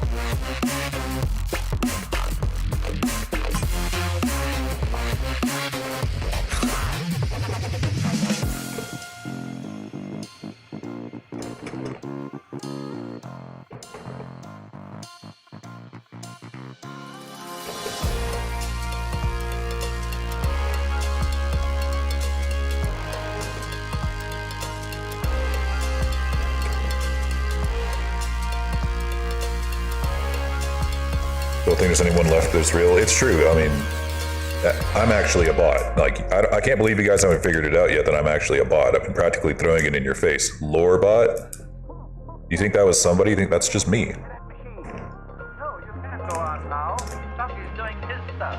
I can't, Professor, or you'll just watch me. The minute I saw misspelled tags. You know what? I haven't looked at the trending tags in a long time, but that tracks. I 100% believe that.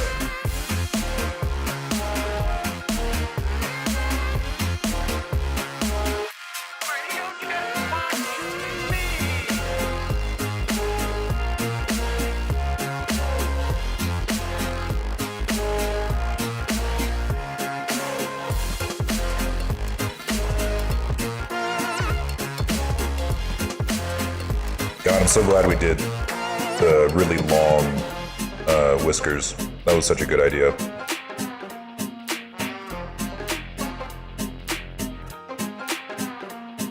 Yeah, seriously, if I didn't really need Twitter for like advertising, which really it's kind of starting to suck for that too, I wouldn't use it at all. It's fucking miserable right now.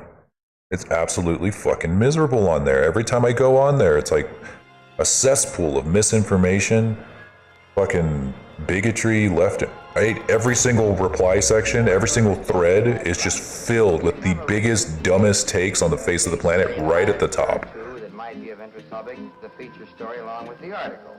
Something a little, with a lot of excitement. You know how it's all right. Well, this dance hall racket might interest you. Dance hall racket.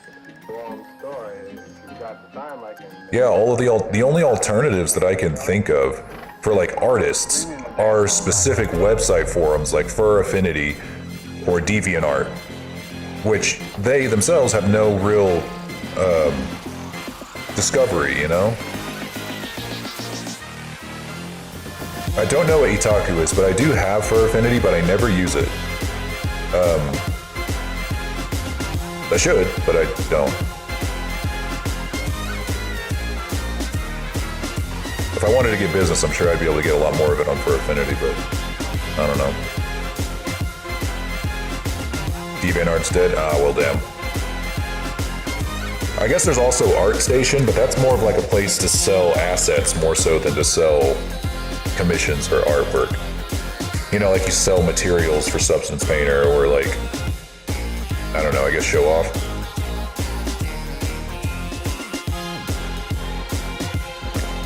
I got Blue Sky, and so far I've liked Blue Sky. The only issue is that the only issue I'm having with it is that you can't post videos. I mean, I make a lot of videos. I make a lot of video content.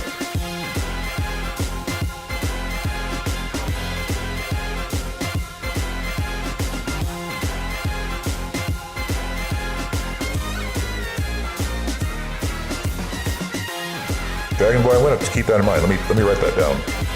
Itaku.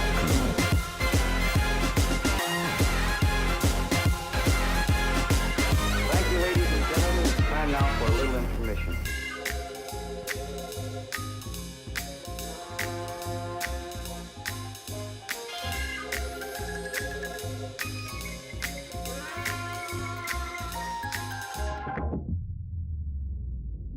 Bam. There we go.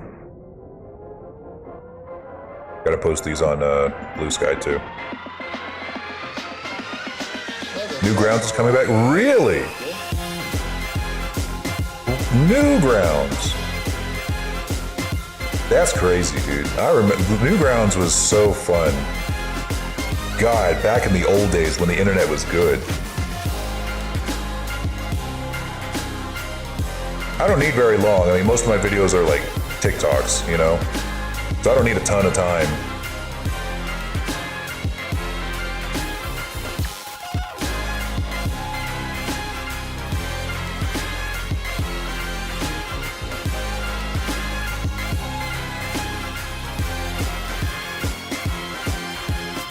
Something a little, you know, with a lot of excitement. You know how it goes.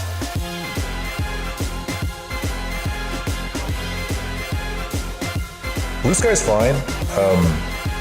I will say, like, if you want to scroll a website that feels like ancient Twitter, and I mean like Twitter where like you mostly saw the people you followed and your friends, then yeah, Blue Sky's for you. But if you, but you never see videos. There are no videos. There's no news, which I guess is kind of a good thing in some cases. Yeah, there's no news, no hashtags, which means there's no real discovery yet. Not a ton. But you know, it's like if you're a casual user of Twitter and not like a person trying to sell something or a person trying to like grow a following, I think Blue Sky is really great, especially, and I mean especially if you are left-leaning or if you're a furry. I am one of those things.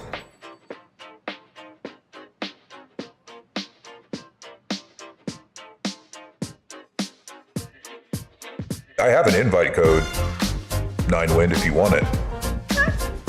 I mean, all of my friends are already on here, so, I mean, if you want it, you can have it. They're giving these out like candy these days.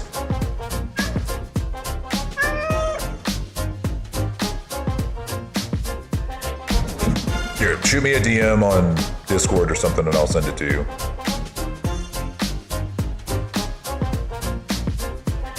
Yeah, they're giving these out like candy.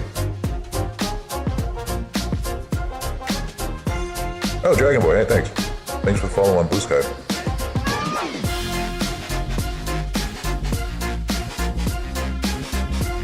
Let's see.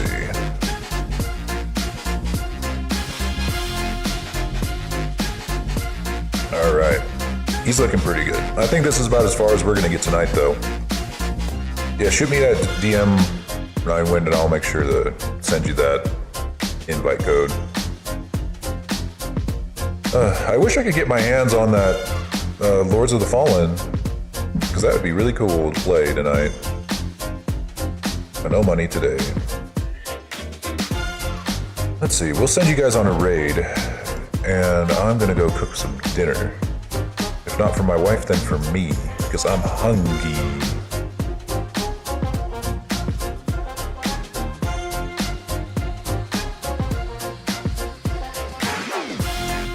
Send you guys to Dokawoo. I think they're doing Blender stuff too. All right, everybody. Thank you all for joining me today. I probably won't be at it again till Sunday at the earliest. If not Sunday, then for sure on Monday. But thank you all for coming. I appreciate y'all.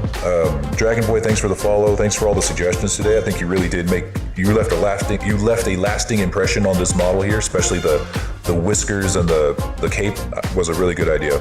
Good input. Appreciate that. But yeah, I'll see y'all again next time. Peace.